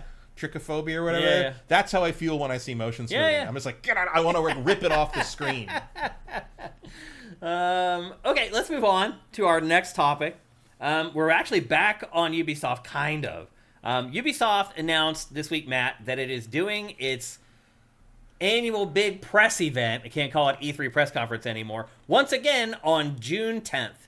So we already got confirmation that Microsoft is doing its thing on the Sunday like it always did. Mm-hmm. Ubisoft is now doing its thing on the same day. It looks like, even though E3 is gone, we're still going to have E3 this year. Like I've always said, that's a good time to sort of lay out the second half of your year. Yeah. So it's a reason E3 was there to begin with. I'm sure Jeff Keighley is just...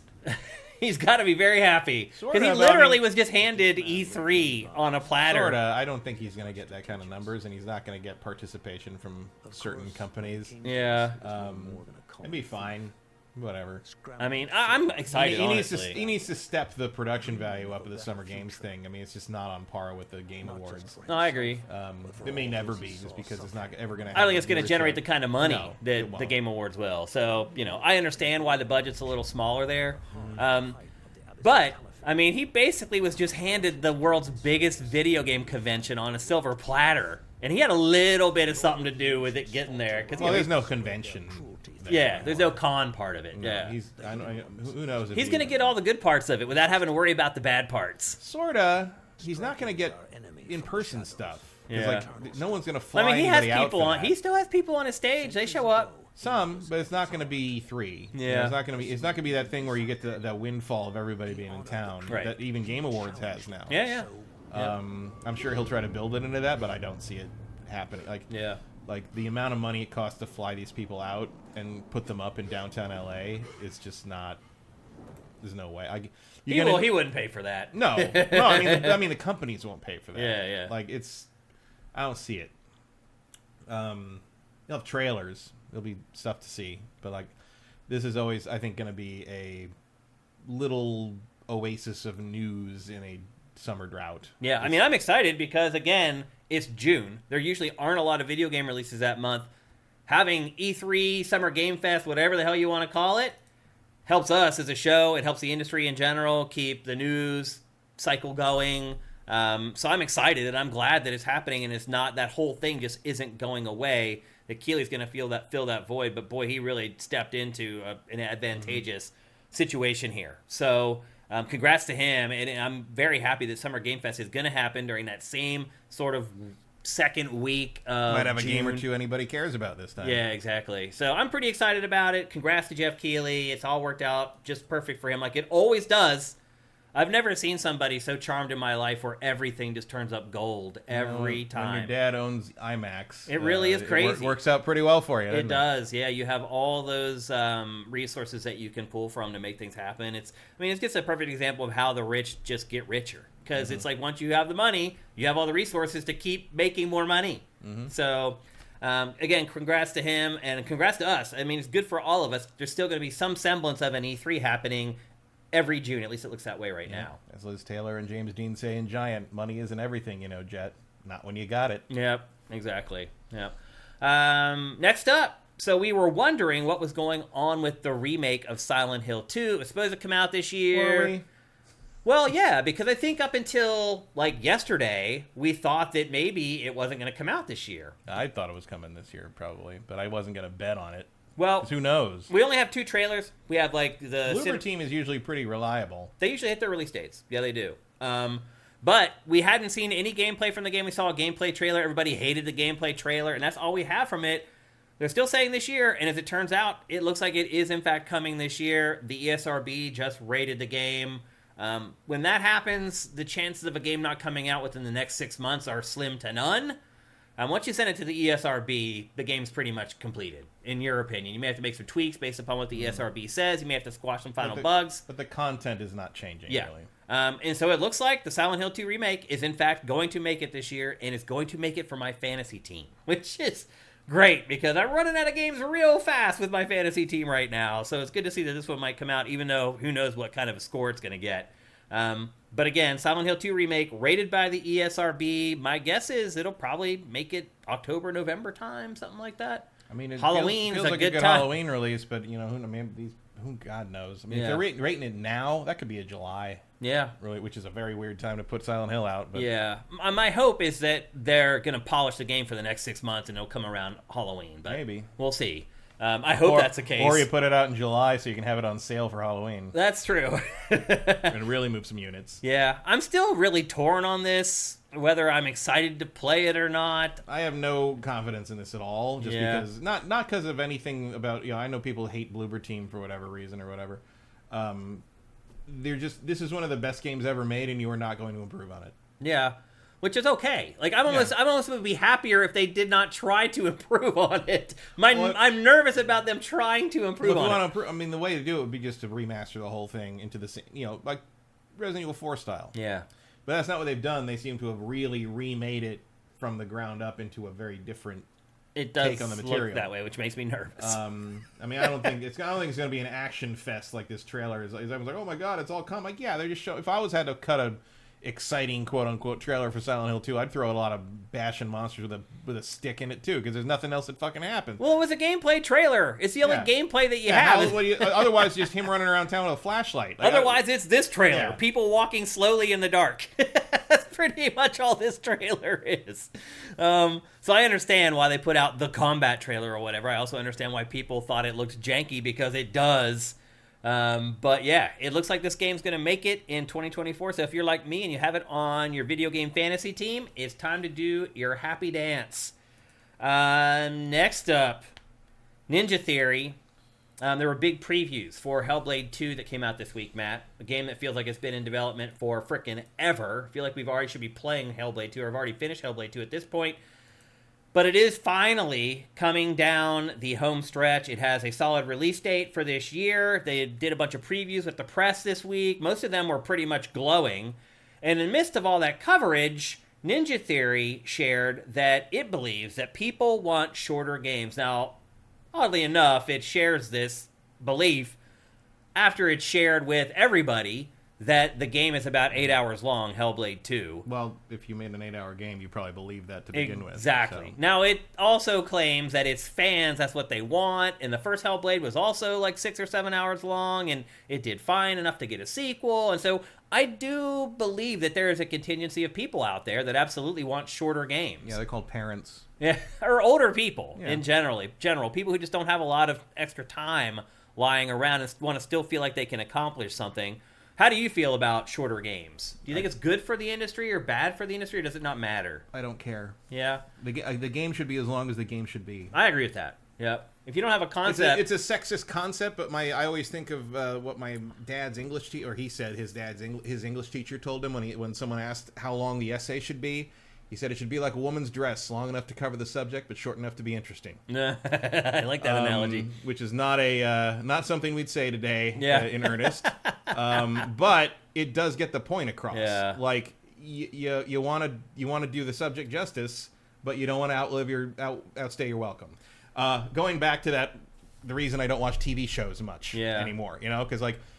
You tell me, because it costs me a lot more to see a 2-hour movie than it costs me to see, for streaming subscriptions, to see a 13-hour TV show. But guess which one I'd rather watch? Right. Yeah, I hear you. So, and like, the first one told a pretty good story in the amount of time. It's a little, I'm sure there's a good documentary or a no-clip documentary somewhere in here about what took so long. Yeah, because an 8-hour game to take that many years to make. I do realize they had a small development team. But... Right, but so what took 7 years? Yeah, it's really... Some of that is probably transition to being owned by Microsoft, the pandemic. Like, there's a lot of obstacles in the way there, and the sensitivity of the subject matter, having to get all that right, portraying psychosis, portraying an actual mental illness in a sensitive and they kind of figured that out with the first. They game, did, but then you got to do something. You got to do something else. Yeah, you got to carry it forward. You got to develop it, and so, but you can't solve it. Like you can't solve. Yeah, there's no solution to that problem. So you have to find a different route for that, and I'm sure that took a while. Like there's a lot of creative challenges here. But still. No, I don't. No, there is no. I don't think there is a but still there. Really? I think sometimes. I mean, 7 or 8 years. I mean, we'll see when we play the game. Assets and the amount of money, yeah, and the amount of like delays from like the pandemic and being bought by a major corporation. Yeah, it's longer than I would have liked, but like given what they're kind of working with here, I get it. Now, Ninja Theory pointed to, and it's not like this was going to turn the Xbox One around for anybody. Yeah, you know, yeah. It's Ninja Theory pointed to longer games and said, look, a lot of those games only have 10 hours of content, and then it's just a copy and paste job to get you out to that 40 or 50 hours, and we don't want to do that. But I would argue there are games that have taken 7 or 8 years that are not that way. Like The Last of Us Part 2 is not that way.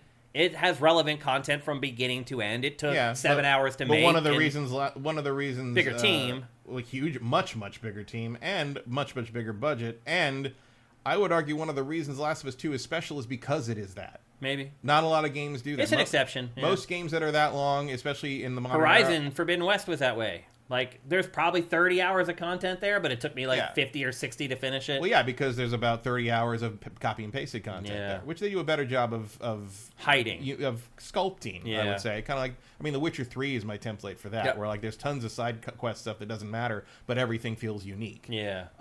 Very few. Even Cyberpunk didn't get that right. No, you're right. Yep. Cyberpunk felt very copy pasted early. I don't think it does as much now. After the 2.0 update, they did a much better job making everything feel relevant and a little more crafted. Yeah. But that's really hard. I mean, if the people who basically perfected that in The Witcher 3 fuck that up in their next game, it's not that easy. I mean, that's kind of the question really here. So I think you could have done like a big sprawling Hellblade 2, but I also think it's a valid choice to not want to do that. Well, I think you should make it similar to the first game as well. People expect the game to be similar, so it but makes sense that they would do it. I could definitely see like expanding that to I know there was speculation that trailer from a few years ago with the big monster on the beach that kind of was like, oh, is there going to be like group battles? Is there going to be like a city building element to it? It's like no. It sounds like it's going to be the same. She runs around and solves puzzles thing. Yeah, I think the question becomes, Matt, is should we maybe be getting the 20 to 30 hour game without the extra 10 to 20 hours of copy and paste that we're getting now? Would you rather play the 20 to 30 hour game versus the one that's been bloated out to the 50 hours or whatever? It depends what's bloating it. Yeah. Like, I think Horizon is just about right because I enjoy doing all the side things. I don't like the timed hunting things. Yeah. But everything else, I enjoy doing the poking around and stuff like that. Mm-hmm. But there are other games where, I mentioned Mad Max last week. I like that a lot. But there's a point at which that thing gets too much. Yeah. By the last, 3 or 4 zones, and you're doing all the same stuff over and over again, and you're like, yeah, I get it. We can just move on now. Or Just Cause is generally too big, I would argue. The Saboteur, which I went back and played because they put that out too. Like that gets old pretty fast. The repetition of things gets old pretty fast, even though it's interesting in the beginning. Mm-hmm. Whereas you have, I'd say a streamlined example would be something like Mafia 2. Yeah. Which has a big open world, but there's nothing to do in it, so you don't actually bother exploring. They modeled almost all of New York, and there's no reason to look at it. Yeah. It's just background for when you're driving from quest point to quest point. Yeah. In a lot of cases, the first one, I think the driving was canned. No, it wasn't canned, but it was you couldn't go off the road. Yeah. It was literally incidental. Yeah. I guess they wouldn't be quests, they'd be missions. Someone should pinpoint at what point in historical settings stop being quests and they become missions. Or levels versus stages. Is that do quests stop when the Industrial Revolution starts? That's funny. And become missions? Or is that a 20th? Because there's Industrial Revolution stuff in Fable 3, but we still call those quests. When is something not a quest and becomes a mission? Yeah, I hear you. Is it a gun? Is that what changes it? What's you have a gun in Fable. Between a level and a stage in level design, in game design? I think that's just a terminology issue. I think I think stages were old school, self-contained, smaller, and now levels are these sprawling. I don't think of it that way because levels and stages are interchangeable. Back in the day, the thing the difference is the difference for me is level and stage are just the same word basically. Board Oh. is the one that's the board. Moving from boards to levels in stages. That's because a board is one screen. Yeah. That's what I would say. Right. Like a like board, the Atari 2600 games. Or like Pac-Man. Yeah. Pac-Man is a board because you can make a board game out of it. It's a board. Yeah. Whereas a level is like a multi-screen Yeah. monster, basically, like a thing. I mean, I'll be honest, as somebody who is the king of getting to like the last 3 hours of a 40 or 50 hour game, like I would totally be cool if they chopped out the 15 hours of copy and paste. Like 30 hours, that's plenty for me to spend $70 It really on depends the game. on the game. Yeah. If it's something I enjoy, I will do it a lot and do it over and over again. That's a good point. Yeah. Like Jedi Survivor could just keep going, as far as I'm concerned. But like Death Stranding could probably have been about 20 or 30 hours. A little shorter. Yeah. Could have gone a little shorter with that one, I think. Let's check in with our chat here. You guys got some questions for us in here, I saw. Let's see. Swanland says, Banisher's Ghost of New Eden had way too much extra padding. I didn't get to the end of the game, so I don't know. I didn't get to the end, but there is a point where like you realize you kind of got to double back on a lot of things and pick up the stuff you missed if you want to be completist about it. Yeah. Sorta. I found you could do a lot of stuff the first time through, and the map was interactive enough and told you where things you had you had to go back Metroid style and use your abilities to open up. Now I thought that they communicated that well enough that it wasn't a problem, but I didn't finish it either, so obviously. Yeah, but I didn't finish it because Dragon's Dogma came out. I mean, right, it wasn't something else. It wasn't a want to problem keep playing. With the game. Yeah. I may go back and actually put some more time into that now that we don't have anything to play. Noxatornitis says, I've been feeling like playing Horizon Forbidden West again, but I'm not worrying about all the mountains of side stuff. There's a really good game in there that I don't feel like I experienced at the right pace. Yeah. Yeah, there's an element. If you're a completist and you go do everything as it comes in each area, as times when I went back to the main story, I'm like, who are you again? Yeah. I couldn't remember who any of the people were anymore. Yeah. Somebody also mentioned Sleeping Dogs. That is an excellent Swanland. Yeah, Sleeping Dogs is an excellent open world. That's one of the best ones ever. Yep. Agreed. And the interactivity in the open world. Yeah, it's insane. And the scale is the way it scales. Like the fact that you can have like large scale like flight and like combat like with vehicle combat and all that, and then you can scale down to kung fu fights in an alley, and it all feels like as a complete and finished game. Like I don't know if anyone else has done that as well as that game. No small feat. Yep. Next up, something I'm sure Matt was excited to learn about man today. Who never has pork bun is never a real man. Remember. A little bit of information I'm sure Matt was excited to learn about today. We got a new trailer for Star Wars Outlaws today that you're seeing right now. And we also we actually got its release date yesterday because Ubisoft Japan accidentally posted the release date.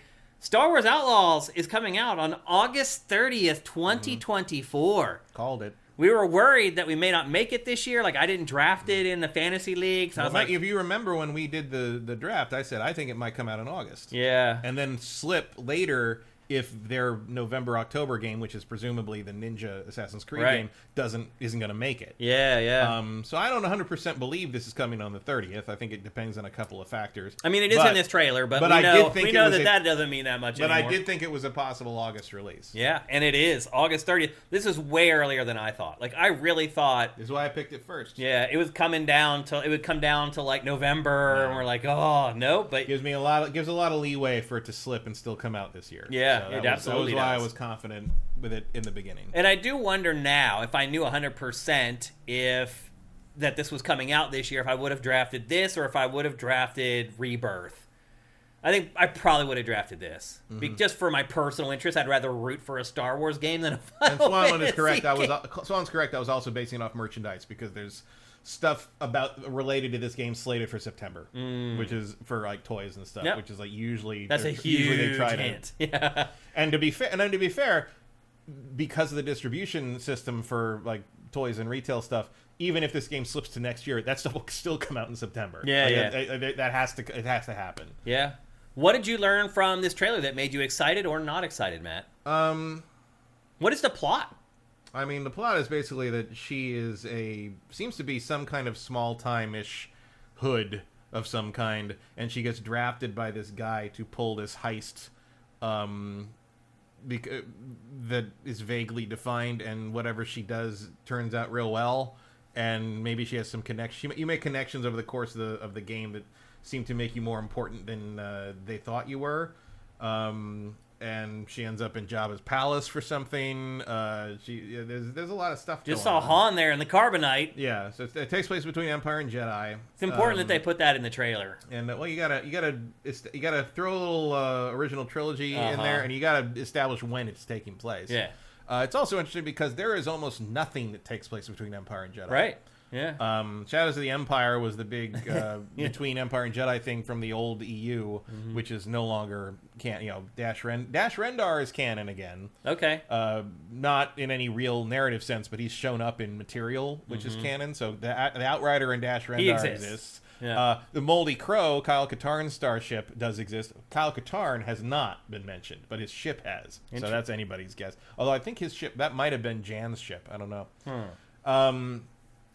And like the beginning of this starts with sort of the thing, the thesis statement of like all the underworld organizations are sort of realizing there's a lot of opportunity here because the Empire has been in solid control of the galaxy for years, but now that the rebels are making progress and the Empire is very concerned with what's happening there, it's an opportunity for all the underworld organizations to clean up and make a ton of money while the Empire can't do anything about it because they're busy fighting the Resistance. Yeah. And so that's sort of what's happened. And you've got the Pikes, which are like the bad guys from they were in Book of Boba Fett, but they started in Rebels for the most part. The Hutts, which everybody is Jabba and everybody knows them. Crimson Dawn, which Kira, Han's girlfriend from Solo, is in this somewhere. Probably not voiced by Emilia Clarke, I would think. But why not? It's too expensive. Money. Yeah. Also, she's not a very good actress. Well, the truth comes out. Although to be honest, I'm not super impressed by the voice acting in this trailer. Yeah. It was something's a little off about it. I don't really know how to describe it. It didn't feel as naturalistic as Jedi Survivor's trailers did, but maybe it's because it's a little more snippy, snappy, outlaw, quippy Han Solo this stuff. is way more quick cuts. And not as much like sort of like you must feel the force. Right. That's probably a little easier to flow with in the edit bay. But it looks very cool. I'm more interested in Star Wars when it's Force related and that kind of thing. I'm not the underworld like kind of scum and villainy aspect of Star Wars is like the least interesting thing to me. But you can't argue with running around with a grappling hook and a blaster and swinging through all this. I mean, this all looks great. And having your own ship and flying around in space and landing on planets and seeing new stuff and gathering treasures Indiana Jones style, like it's about as close as we're going to get to that canceled Amy Hennig game. It looks gorgeous. It's same team, it's massive. So it's the same people, or some of the same people that did Avatar, which was one of the most jaw-dropping games ever. And this is also that engine. So I think it looks great. The big thing for me in that new trailer was all the locations. Yeah. I think you're going to be able to go to a lot more planets than like Jedi Survivor let you go to. That was what made a big impression on me for sure. I was like, oh, we're going to be going a bunch of different places. Like I was afraid it might just be like 2 planets or something like that, but doesn't look like it. It looks like there's going to be a lot more than that. I mean, my guess is they are kind of probably do something Jedi Survivor-ish where there'll be some planets that have a big kind of Ubisoft open worldy area, and there's some planets that are just going to be a mission location, kind of thing. I mean, Mass Effect did that too. Yeah, I'm totally fine with that. I got no problem with that. Yeah, it looks pretty extensive. And man, we only got like 3 or 4 months to wait for this thing. Yeah, it's coming along. It's really awesome, man. One of the most pleasant surprises of 2024 so far, in my opinion, that this game is coming way earlier than I thought. So I'm really, really excited for this game. It's definitely one of my most anticipated games of all of them right now. I'm sure a lot of you guys are pretty excited for it as well. AJ the Legend says, Bad Batch last few episodes have been amazing. Yeah, I haven't caught up because I was so thoroughly bored by the second season of Bad Batch I never finished it, so I'm sort of slowly crawling along. Kyle was from the Jedi Knight series, Dark Forces Jedi Knight. He's the Alex Trebek looking dude in the Jedi Outcast and all that. Yep. One of the most boring milquetoast characters in the history of Star Wars that for some reason a bunch of weirdos want back, even though Rogue One basically made him permanently non-canon because he stole the Death Star plans in the original EU in Dark Forces. Yeah. And clearly he did not in the new canon. That was the Rogue Force. So I don't know where you put him except as I guess as a smuggler. They did reference him a little bit in Jedi Survivor. You can buy his clothes. In Jedi Survivor, you can buy clothes of Kyle Katarn and Dash Rendar in for Cal. That's the only thing. That's the closest they've gotten to a reference to him, other than the remake of Dark Forces a few weeks ago, obviously. Interesting. So there you go. Star Wars Outlaws, open world Star Wars game from Ubisoft, launching August 30th, 2024 for PC, PS5, and Xbox Series. I am jacked up for that game. Next up, BAFTA. That's basically, my most anticipated is Outlaws and Endless Ocean 3. So figure that one out. BAFTA. I want to shoot aliens and scan fish. So if you ever make a Star Wars fish scanning game, you got me right in the wheelhouse. I guess that's actually Subnautica, isn't it? Yeah, a little bit. Yeah, it is kind of. Yep. So BAFTA, which is this organization in Europe that tackles a lot of different things around video games, decided to announce what it believes. Decided to poll a bunch of lunatics and get one of the most batshit rankings of characters in video games I have ever seen in my entire life. Yep. According to BAFTA, and the people BAFTA talked to, the most iconic video game character of all time is Lara Croft. No. What the hell, man? But also, like, you're burying the lead on this one because this is nuts, right? Because this is number 1, Mario's number 2. Number 3? What? Yeah. Do you remember what number 3 is? I don't know. It's the Hitman guy. Oh, really? Agent 47? 47. The third most iconic. You remember when you said you don't think anyone even knows what Hitman is? And apparently now he's the third most iconic character in all of video games, according to the BAFTAs. I mean, what? BAFTA probably should have labeled this as, like, the most iconic video game character in Europe. But he's not even... Because Europe loves Hitman. Like, it's way bigger there than it is here. It's nonsense. Man, look, I agree with you, man. Pikachu's not even in the top 10. Yeah, dude, it's insanity. What are you talking? I don't know. The top, like, Lara Croft is maybe top 10 material, but the top video game characters are Mario, Sonic, Pac-Man, and Pikachu. Yeah, like it's just, that top that's 4. The facts. You can rearrange those 3. Mario's number 1. Like Mario, Yeah. you can't go back. Yeah. You can rearrange those. Probably put Link at number 5. Yeah. Maybe you could mix around. Well, they would call him Zelda, though. They wouldn't call him Link. I guess.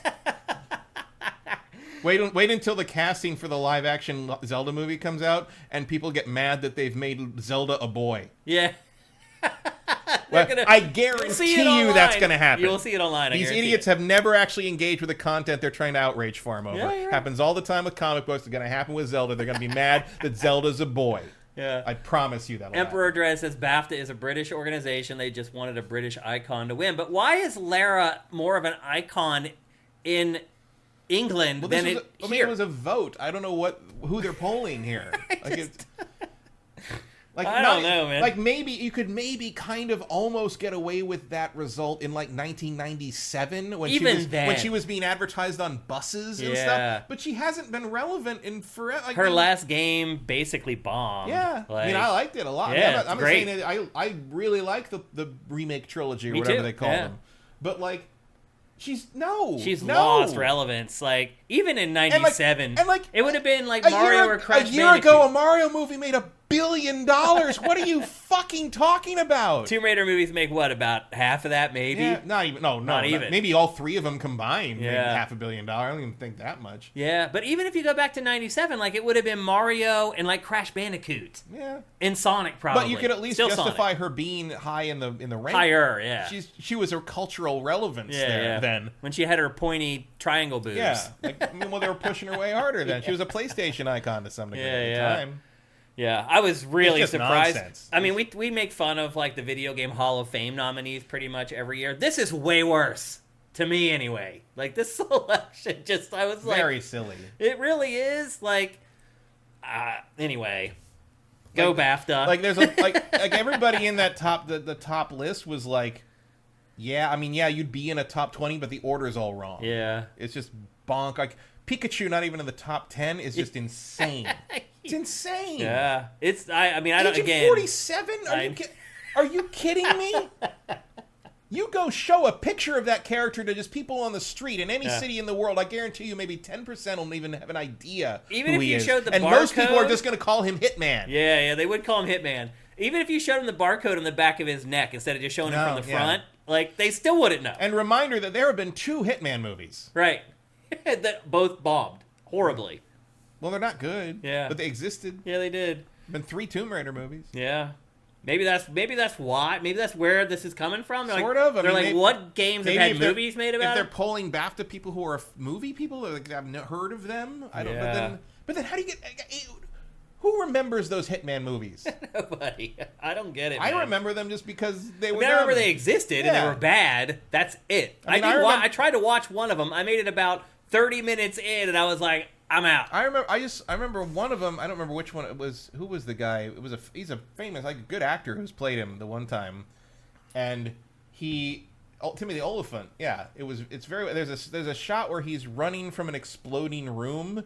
And it's very clearly him on a green screen running away from it, and he's just sort of like jogging, sort of like he's got like the most goofy look on his, like nonchalant look on his face, and there's like a huge fireball behind him, and like we had a bad movie night where we watched that and we screenshotted it, and to this day we send it around to each other as like, oh no, bad things happen, you better run away. This is a commentary thing. That's the only lasting legacy of that Hitman movie ever, anywhere in the world. That's the only people that ever made any impression on. Yeah.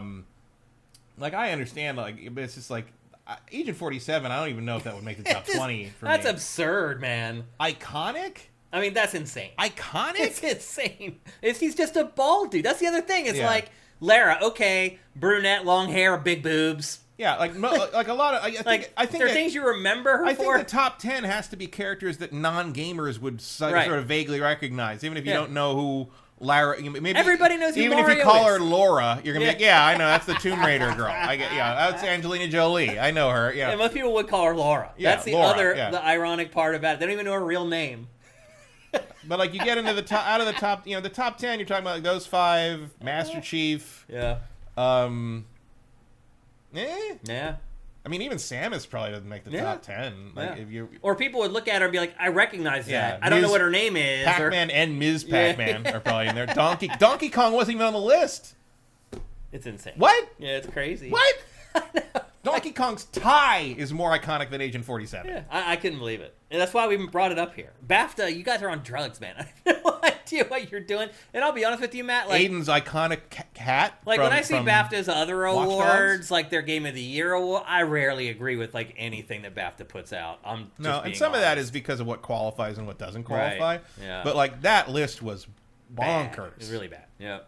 And then our final story for housekeeping today, there's a new handheld on the way. Somebody in our chat was mentioning earlier about how many PC handhelds there are and how it's crazy that they're all doing well. Well, there's another one on the way. It is called the BitBoy, and it is based all around crypto and NFTs. And their big, unique selling proposition is that while you're playing games on it, you're actually mining Bitcoin. But then they said that, like, you'd have to play it for like 1 billion years to earn like 50 cents because it's so weak. And that's what mining Bitcoin is all about, is like, how powerful are your rigs? How many numbers are you crunching? That's how you earn Bitcoin. And this thing's just some little dinky, like, play anything emulator. This is a scam that's a day late and a crypto dollar short. Yeah, an NFT short. You missed it. You missed the boat, boys. It's over. And the crazy part about it is they're like, you have to supply all your own ROM. It's still just like any other handheld. Like, there's nothing unique about it other than they're just calling it, like, the BitBoy. No, so people will connect the dots between... You want something that does that kind of retro thing, go get an Analog Pocket, which is back in stock now. Yeah. And it'll do way better for you. Here's one thing I would also say. You won't get 4 half cents of crypto coins every year, but who gives a shit? Here's one thing I would also say is, like, if somebody announces a piece of hardware and there's no trailer for the piece of hardware when they announce it, stay away. Mm-hmm. Stay away. It's a scam. Even the Amico had a trailer. Exactly. That was my next point. Is like, even the Amico had a trailer on his fucking debut day. Not this one. So I would just stay far away. Barry Gooster saying he or she loves the Analog Pocket. A lot of people love it. Great system. Yeah, I mean, especially when I got a dock for it. You can play it on the TV. Yeah, pretty awesome. It comes pre-jailbroken. You can put like open anything. FPG cores on it, play whatever the hell you want. Like, yeah, it's really good. Matt has one that's loaded up. That is really, really impressive. Yep. And I'm right on the edge of buying one. I'm right there. Maybe that's what I asked for Christmas this year. But yeah, so stay far, far away from the BitBoy. I'm just telling you right now. I would honestly just stay far away from anything that uses the word NFT. Mm-hmm. I mean, that should have been obvious from the beginning. Yeah. I mean, it's crazy that somebody would try to launch something in 2024 and associate it with NFTs. They don't really understand that was a failure in some places. How do they not understand? Because the people who are still on that NFT tip are they're the slow ones. Yeah, they're behind, and they don't understand that the way these things work is the first few people in and out get rich. Everyone else is left holding the bag. That is what's happening right now with AI art and all that AI crap right now. Yep.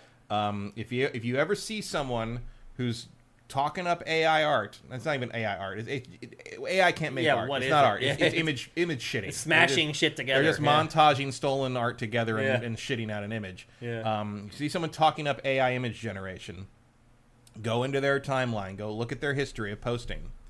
And I promise you, a year ago they were trying to push NFTs. Oh yeah, every single time. That's the same person. Every single time. The NFT people. grift failed. The next grift is AI image generation. Yeah, you're right. That's it. And they will always be trying to sell you some kind of subscription in the end. There's a guy in this board game group I'm in on Facebook, and every few days he pops up trying to get people to subscribe to his newsletter. For his fucking AI board game designing app he made for like $100 subscription. And I was like, get the fuck out of here. And he posts these giant essays about why it's the future. And I was like, did ChatGPT write that for you? He's like, well, I changed some words here and there. And it's just like, it's so fucking transparent. Yeah. Stop it. The sad part is there's so much of this going on that we don't even know about right now. Because we just don't have the time. And that's the thing. Or the care. And you get the people that are grifting about it going, it's like, oh, you see the mediocre artists are afraid of it. That's why because they know that they're... Like, no one's afraid that AI art is going to be better than real art. They're afraid that dumbass executives are going to fire all the artists because they think that AI can do it.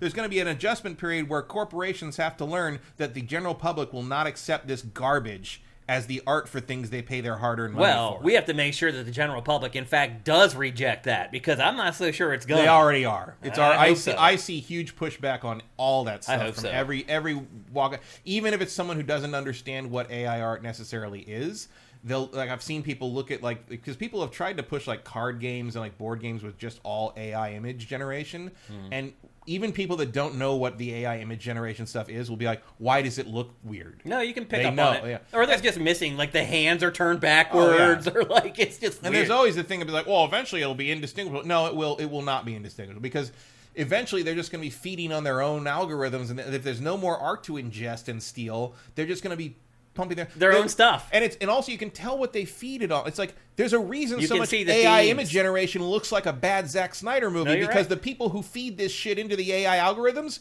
are big Zack Snyder fans. It's hilarious. That's why Rebel Moon looks so generic, not because it's generic on itself, but because it looks like all the AI shit that's been generated for the last 2 years. I'll say this, I'm surprised if Bitcoin went back up again.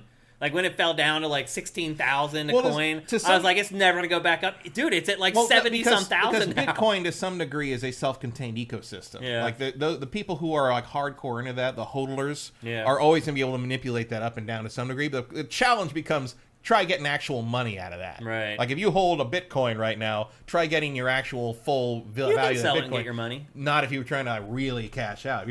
Someone else has to buy it. Right. But believe me, there's people waiting to buy because... But I guarantee you that will actually affect the price of Bitcoin in the next day. Yeah, that's true.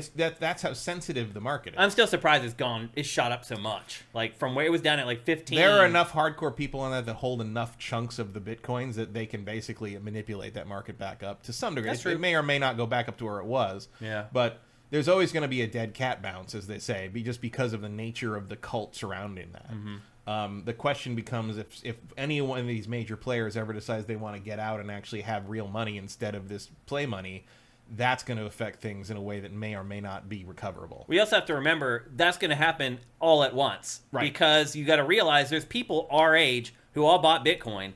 They're all going to sell it at the same time when they're all ready to retire. Yep. And then we'll see what happens. Yeah. And that's why the narrative is always about, if you look at the narrative on that, it's always about like, oh no, we never do that. It's making Bitcoin a viable way to borrow against or to leverage against, and that's how you pay for things in the real world. But that is a lie, because that's the grift, because everyone knows that again, the first few people out are going to get rich. Yeah. Everyone else is going to be left holding the bag, and the people in on this shit big know that. Yeah. That's why that's the narrative, because that's not what they're going to do. It's what they need everyone else to do to ensure that they get out with the money. We just saw it with the DJT stock. Yeah. And all the rich guys got in. They went up to 70. Right. They all sold their shares. Now it's down to 30. All the poor people lost their asses. And unfortunately for Trump, he couldn't sell it either. He's going to lose his ass. He's not going to make any money off of it either. Yeah. But that's the scam. Yeah, it's the grift. So anyway, if you come across a Bitcoin handheld, say hell no. Run away. And that's it for our housekeeping. I told you we had a bunch of big topics for housekeeping for this week's show. We're ready to get on to the bulk of the show. But before we do that, let's hear a word from our awesome sponsor, LS Cream. LS Cream is a fine cream liqueur created by fellow gamer and sifter Stevens Charles.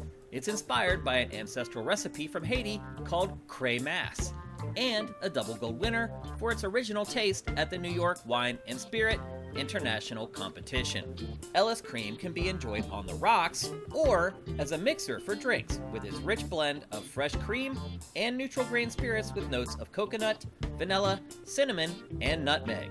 It's great in coffee or to make espresso martinis. To learn more, discover amazing drink recipes, or to track down your own bottle using a handy store locator, head to creamls.com/sifted. That's creamls.com/sifted. That's right, people. It's time to get your ass some Cray Mass. Head to creamls.com/sifted. There's a store locator there. You can find places local to go buy the Cray Mass. You can find an online locator there where you can figure out how to get it shipped to your house. It is an incredible liquor that mixes so well with so many things. If you do use a store locator and you go into your local store, you're trying to find it, this is what it looks like. Easy to find. I think this is the only all-black bottle that I see. Oh, there's a few. Are there? Yeah, not that shape. Can you think of what is one of the other ones? I've seen, they're not brands I recognize, but when I've gone to Bevmo down the street to go pick, you've seen other all-black bottles? All-black bottles, yeah. But it's not that shape though. Yeah. But there have been all-black. Is Bailey's black? Mostly brown. Is it brown? I think you're right. I think it is brown. Yeah. But that bottle is easy to pick out when you go to the liquor store. It's the shape in the LS pop. The big LS are the watchwords there. Yeah. That's how you see it on the shelf. I noticed when I go to a liquor store. I also noticed they started separating them from the Baileys. Oh, they started separating them? The one here, they're on a different shelf from the Baileys. They're higher up.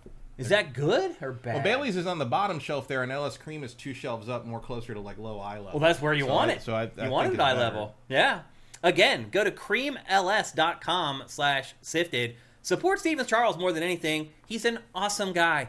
He did an episode of GameFace with us a couple years ago. He came in and sat in for a couple topics. Mm-hmm. He's not just like a guy who owns a liquor company that kind of likes games. He's crazy hardcore, just like us. Support people like that. Support people that are like us. Support your fellow sifters. Support your fellow gamers. Support LS Cream. Again, go to creamls.com/sifted and get yourself your own bottle. I promise you, you will not regret it. I don't know a single person that I turned on to LS Cream that was like, ew. Every single person is like, oh, that's good. Every single one. Again, go to creamls.com/sifted. Get yourself a bottle of LS Cream. I guarantee you will not regret it. And with that, it's time to get on with the bulk of GameFace 383. We're going to kick things off with a pretty big game that we didn't have a chance to touch on or to cover in the last episode of GameFace, but somebody mentioned it at the end of last week's episode, and I was already all over it. I knew I was going to play it this week. Matt, you did not play Alone in the Dark, correct? Nope. I'll say this. I know you don't like survival horror games, so I think you probably made the right choice. But the first thing I'm going to say about Alone in the Dark is it's way better than you think it is. It would have to be. Okay, fair enough. Because I also thought, I mentioned with Stellar Blade in last week's episode, I also thought with this game that it was going to be like one of those games where like it's going to get like a 2 or a 3 out of 10 or something like that. It's way, way better than that, for sure. Let me start. Yeah, you never would have guessed that this would be the beginning of Alone in the Dark. And the funny part was this was rendering last night. And my wife came in and she's like, oh, let's go get dinner or whatever. And she saw the frog, and the frog made her laugh too, Matt. I don't know why. It's so weird. But let me start by sharing the plot with you. Now, if you've played prior Alone in the Dark games, the premise is still pretty much the same. You can choose to play one of two characters. You can either choose to play as the daughter, Emily Hartwood, who is played by Jodie Comer, or you can play as a private detective, whose name is Edward Carnby, who you probably know from prior. He's the main character in Alone in the Dark through the years. Even though there's no consistency really between who he is in these games. He's different like every time. Yeah, he was an emo weirdo in the Central Park one. Yeah. And now he's Hopper from Stranger Things. Yeah. So the lead role, Edward Carnby, is played by David Harbour. As you remember, the image, like the text faded in. There, I couldn't tell if that was the glare or the texture loading. Well, you're gonna see some anomalies here and there, Matt, in this B-roll. I'm just gonna let you know right now. You're gonna see some things here and there that don't quite add up. So anyway, you can choose to play either as Edward or Emily. After you get through a little bit of this prologue section, there comes a point where they're like, okay, choose. And I'll say this. Once you choose the one, you don't hardly ever see the other one again. Like they Resident Evil 1 style. They reconnect a couple times here and there, but pretty much you're kind of on your own playing this game once you say goodbye to the other character. I was kind of surprised by that. I thought their quests might be interwoven a little more than they are, but they're not. But I would also argue that probably is a sign that there's some replay value to this game if you decide to play it again as the other character. If you would like to do that to yourself, I won't stop you. Well, again, this game is not as bad as you think, Matt. I was surprised by that as well.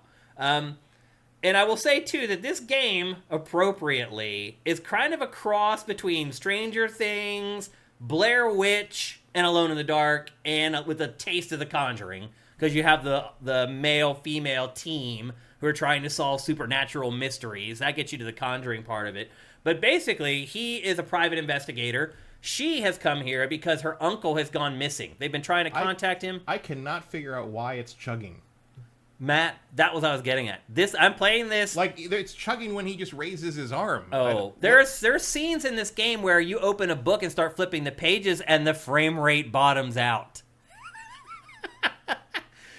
I am playing this, I'll just let you know, I am playing this on quality mode, not on performance mode. So this is the mode most likely to chug, but it looks a little better, obviously. I do tend to play most of my games in this mode instead of the performance mode. I'm not sure 100% why I do that, but I do. I'm just being honest. So anyway, you are traveling here with Emily to figure out where in the hell her uncle has gone. So they've been trying to reach him. He's not replying. They've been calling the house, the mansion that he lives in. No one's responding. So she hires him, Edward, to be her private investigator to go with her to the mansion to try to figure out what the hell happened to her uncle. Well, as you've been seeing through the B-roll, they get there. He's nowhere to be found. The people in the house are these weird, like, lunatics. This game sometimes gives me a little bit of the Texas Chainsaw Massacre vibe to it. But you get there, there's these crazy people there, and then the house help, and nobody seems to know where the uncle is. And so you set off on a quest through the mansion, and there he is. That's what he looks like.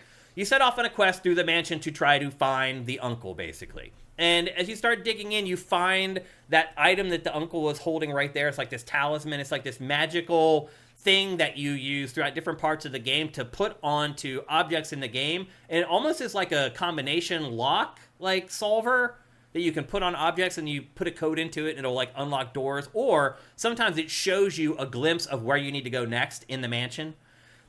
The game design, the level design in this, at least at the beginning when you're first going through the mansion, is very Resident Evil. It is just this labyrinth of rooms with keys that you don't yet have. The map is very good at showing you, though, okay, you just got this key.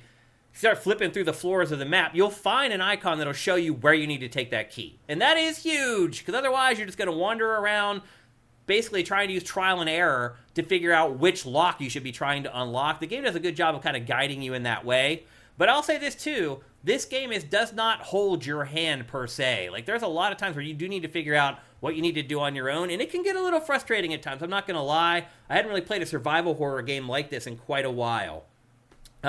So as I said, you choose between Edward or Emily at the start, and again, you never see like anyone else. And then as you start getting into the mystery, you start coming across monsters and creatures. You start getting teleported to these alternate realities, which is where the Stranger Things element starts to come in, where you get transported to this upside down world, basically, where there are all these creatures, and like you get transported to different locations. Like there's one part of the game where you end up getting transported to like downtown New Orleans from where you are, and a lot of times those plot devices are cheap. It allows people who write plots to just like take you down a path and then just yank the carpet out from underneath you by saying, oh, he was in an alternate world then. Like, I've talked about this before on GameFace. I hate that kind of stuff. If you do that in Alan Wake 2, you win a BAFTA. Right, exactly. That's my point I was getting at. The other thing I would say, too, the beginning of this game... I would say that it's a good indicator that there are good and bad ways to do that. That's true. Yeah. And to be fair, that is a very Lovecraft thing. Like being whisked away to other worlds in your dreams or in your hallucinations is a pretty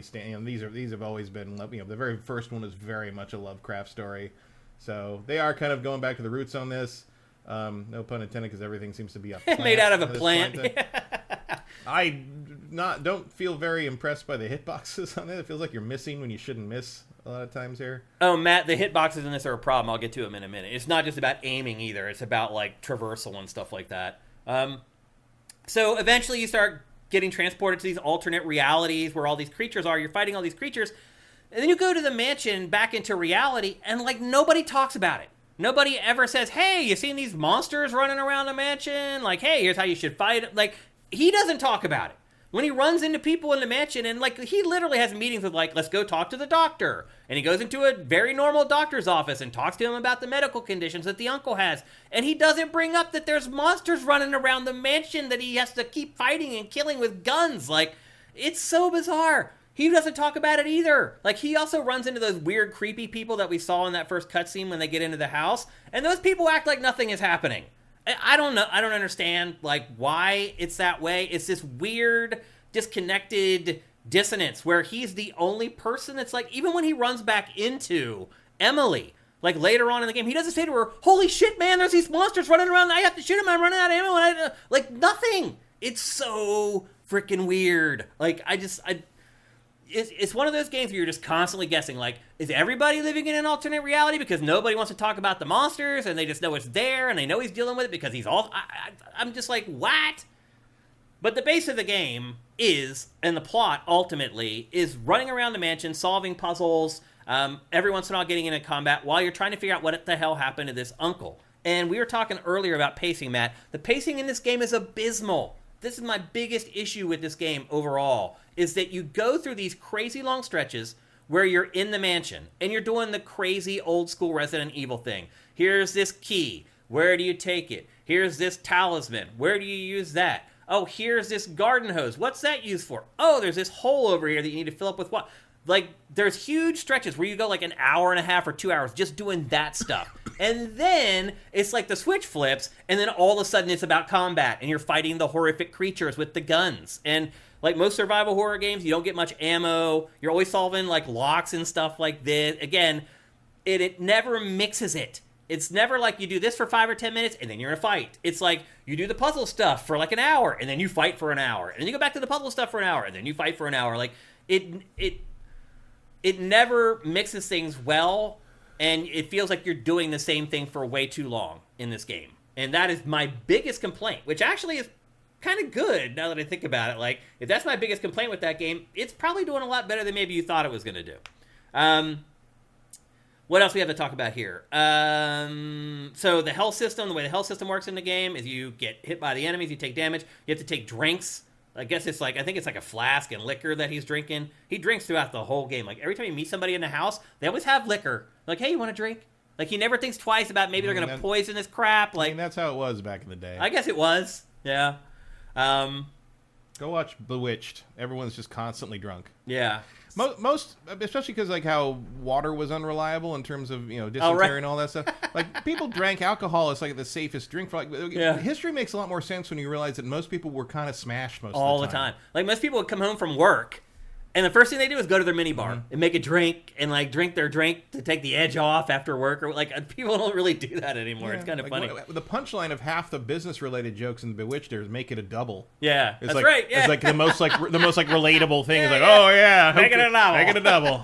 That's funny. I've never said that in a bar in my life. Yeah, I haven't either. They've asked me if I want to double Yeah. at clubs or concerts where they're like, you don't want to come back and wait in the line for like 2 hours. I've just never been as tired as Larry Tate is the problem. I've never needed a double. Yep. So like I said, like the game goes in stretches where you do a lot of combat for a while, then you do a lot of puzzles. The puzzles are like these puzzles where like you have to remember something, like an image or something like that, and then go somewhere else and remember that.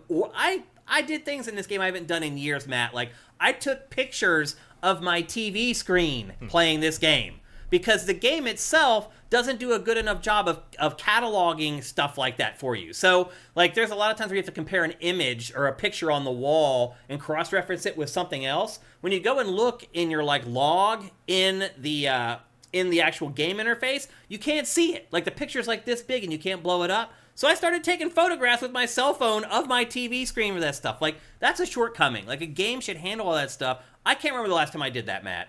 Where I had to take a picture. Of course he can't remember those things. He's drunk. What? Of course he can't remember those No, things. I can't remember the last time I had to do that. Right, but he can't remember, like, those things. Oh, exactly. You mean what was on the wall? Yeah, he can't put that in a journal. He's drunk. Hashtag realism. Yeah, you got to do the job for him. So I have not done that in in years. This all sounds very tedious.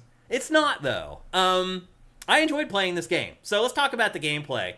The first thing I would say is that all the combat is clumsy. Whether you're using melee or you're using your guns, it feels like you're only roughly controlling things. And I think it might be on purpose. I think it might be to create that sense of like, oh crap, like this combat system, I'm holding on by my fingernails and like... Yeah, see, that doesn't do that to me. It just makes me angry. Well, if that won't make you angry, what will make you angry, Matt, is the level design in this game. Because it's that old school level design with a bunch of dead ends. Where enemies chase you, and they're faster than you in this game, and so you run away and turn around and try to shoot them. Eventually, you get stuck at like a dead end, and you're just like, oh my god, I hope I can finish these guys off before they get to me. And if they don't, this is where the hit detection comes in, the hitboxes comes in. It is almost impossible to get away once they trap you. Like, it feels like your hitbox around your character model is the size of an elephant. Like, no matter what you do, you can't get away from it. And they just slowly attack you until you die. And so you learn after a while to, like, watch out. You're like, don't run to a dead end and get trapped there.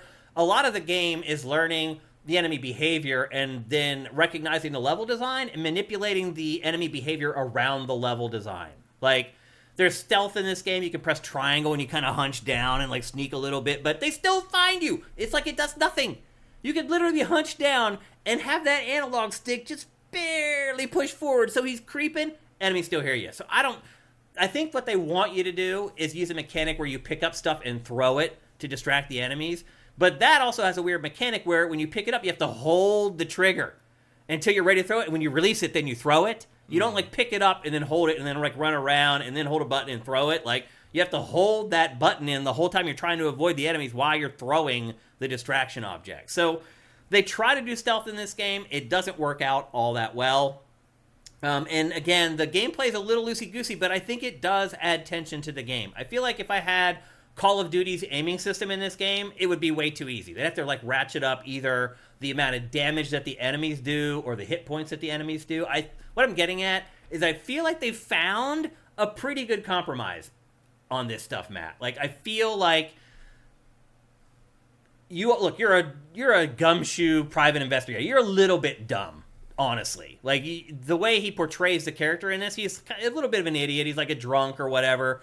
And I do wonder if there's a little bit of them trying to impart his personality into the combat. So, it is clumsy. The melee feels really awkward. There's no lock-on for the melee at all. So you're really just kind of like getting in the vaguely the right direction and then just wailing. And they constantly give you new melee weapons. Like you start out, which is like a hammer. Eventually they're giving you like shovels and like sledgehammers and axes and things like that. And what I've found is that you shoot an enemy twice, and then you finish them off with the melee. Because, again, this game gives you no ammo. I never had more than, like, 15 bullets. I never had more than 10 shotgun shells. Like, they just keep them at a minimum. They make sure that every shell matters. And, again, it does increase tension in the game. What else we got here? So there's a lot of the old school survival horror games, there's just tons of stuff that you collect. You're running around. That guy looks a lot like the old Edward Carnby. Well, look at his hair, by the way. Yeah, a little jittery. Man might need a relaxer conditioner for that. Yeah, well, people don't use conditioner anymore, Matt. I think that's his problem. So anyway, so there's a bunch of objects that you can collect as you go throughout the game. They're just sitting around in rooms. You may not think that they mean anything, but they do. His hair is terrified. Yeah. You collect collections. So, like, you'll collect, like, 3 random objects that don't seem like they're tied to each other, but the game will tie them together. And once you collect all 3 of them and collect that collection, it will unlock stuff. Like, that's how you get the shotgun. You have to collect 3 items, and then you go back to the room where the shotgun was in a case, and the case will be open, and you'll get the shotgun. So there is some incentive to collect the random stuff that's in the game. If you don't do it, a lot of times you won't get some of the best weapons in the game. And then my final comment about it is really that it's just dark AF. We talked about this with a game last week, where you're just like Dragon's Dogma 2, how you're like messing around with like the setting. I could not play this game during the daytime. Even if I close all the blinds in the room and turn off the lights in the room, I still was straining to see what was happening. I mostly had to play this at night, and that was the only time I could make real headway. There's a thing for that. I mean, obviously I got Dragon's Dogma 2 on PC because I knew I could run it better than the consoles, but also I realized if I didn't get it on PC and I got it on the consoles out in the main room, I couldn't play it until nighttime. Yeah. Because the glare from the back door is too bright. This game is like this too, so if you play it, I would recommend bumping up the brightness if you can, if you want to try to play it at night. Dragon's Dogma, you can't actually bump the brightness up enough to make it bright. No, you're right. I don't think. Yeah. Obviously, I don't know about this game's right on the borderline for sure. But so you're saying right now, you're like, oh, Shane, man, you seem like you complain about a lot of stuff, but you say that you still like the game. I do like the game. I have enjoyed my time playing Alone in the Dark. Would I go back and play it again as the female protagonist? Probably not. There's no real choice in the story here. So you're not like, there are points where they make you make this. It doesn't affect things on down the road. My guess is probably playing as her doesn't change the game that much. I don't know that. I have not played as her, so I could be completely wrong on that. Looking at the way the game is built, though, and the way his campaign works, my guess is they're probably mostly the same. But again, I don't know that 100%, so don't quote me on that. But I had fun playing this. I think what drove me more through this game, and one I would say too, is that the game has more combat than I thought, and the creature design is really, really good, and there's a bunch of stuff going on behind the scenes with the uncle that's very mysterious and doesn't seem to make any sense with what goes on in the mansion, and that is handled very well at the end. Like, the conclusion of the game is very satisfying, at least I felt it was. And I just had fun playing the game. It's not there's no RPG elements. There's nothing that you're improving or increasing or tweaking. Like, you get a gun, that's the gun. Like, you're not going to get, like, an upgrade that snaps something onto it or it becomes more powerful. You don't get spells. You don't become better at aiming. Like, there's no RPG elements in this at all. This is just straight up OG 90s survival horror without the fixed camera angles. The shooting in this, it's over the shoulder, just like RE4, and just like RE4, you can't move very much while you're shooting. You're basically a sitting duck turret while you're shooting.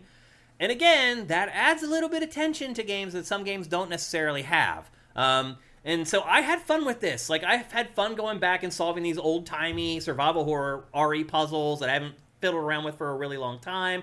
I had the combat, like, it always kept me on my edge because it felt like it wasn't responsive, and if you got trapped, you were just basically screwed. I will say this, too, the checkpoints in this, while, again, I talked earlier about how you're using, like, a flask to, like, rejuvenate your health, and you can only have, like, a handful of those at a time, so you do have to be smart about how you use them. You just don't want to just keep drinking them or whatever. But the checkpoints in this can be a little dirty. There are some times where you fight through, like, 20 dudes, and you just haven't quite made it to that next doorway that will trip, like, the next checkpoint, and you die, and you have to go all the way back and fight all the guys again. So the checkpoints in this were a little dirty. But overall, like, it wasn't... I felt the challenge in this was good. Like, it never was so much that I got frustrated and was like, this game's a piece of crap, I don't want to play. But it was challenging enough that I still had tension while I was playing. I still cared and thought I was in danger. Stuff like that's important when you're playing games like this. So, I had fun with this game. Here's the thing. They're selling it for $60. No way in hell this game should sell for $60. Like, this is probably the best $40 game you'll ever play. And I have a feeling it may not be long until the game drops down to... It may even be $40 in some quarters right now, Matt. I really struggle to believe that this is going to stay at that $60 price for very long. It's not $70 at least. They didn't try to go that extra $10. It is next gen only. It is PC, PS5, and Xbox Series only. But they didn't... funny because it looks like something that could have run on the 360. So here's what I say about the visuals of this game. It looks fine until you see a human being, and that's when it goes to crap. Otherwise, like the environments, because you get to go to these alternate realities, they have a lot of latitude to create some really cool stuff, and they do a pretty cool job of it. There's some really cool creatures in this. Now, I will say, the rank and file creatures are pretty repetitive, but some of the bigger things that you end up fighting and the bosses and things like that, pretty freaking cool. So I like the art in this. Technically, the game, obviously, it stutters. Humans look awful. But I thought... Is this your footage or the provided footage? This is my footage. Okay. Everything we've seen except so the first was B-roll from the retail. That was what I first showed, the first, 20-minute chunk. Then I showed a trailer. And then this is B-roll from a demo. This part is never even in the game. This is like a preamble or whatever. This is interesting because it's chugging here, too. Right. Yeah. So the engine isn't great, but overall, I thought the art was good. I thought the creature design was good. And I just had fun playing the game. And going back to the editorial I wrote this last weekend about how I don't find enough games that are just fun to play, I found this one to be fun in a mindless way. So I had a good time with it. I would not recommend that you spend $60 for Alone in the Dark 2024. Again, once it gets to about $40, I think you got a good price there. I think if Epic Game Store ever gives it away, I might play it. Yeah. But again, for me, it was a pleasant surprise. I had very low expectations for this. Just having watched trailers and having played this early demo that you're seeing right now, I really thought it was going to be like a 2 or a 3 out of 10. It's definitely way better than that. It's a competent video game, ultimately. Will it revive the Alone in the Dark franchise? That's a step up for the franchise. No, it is. Competent is a step up. Yeah. Will this revive the franchise? I don't think so. No, nobody even knew this happened. And the big problem is that there's just... Other than, the weird people that you meet in the mansion, they're memorable. But, the lead characters are just, blank pieces of paper. They only hired David Harbour because people associate his face with stuff like this. Yeah.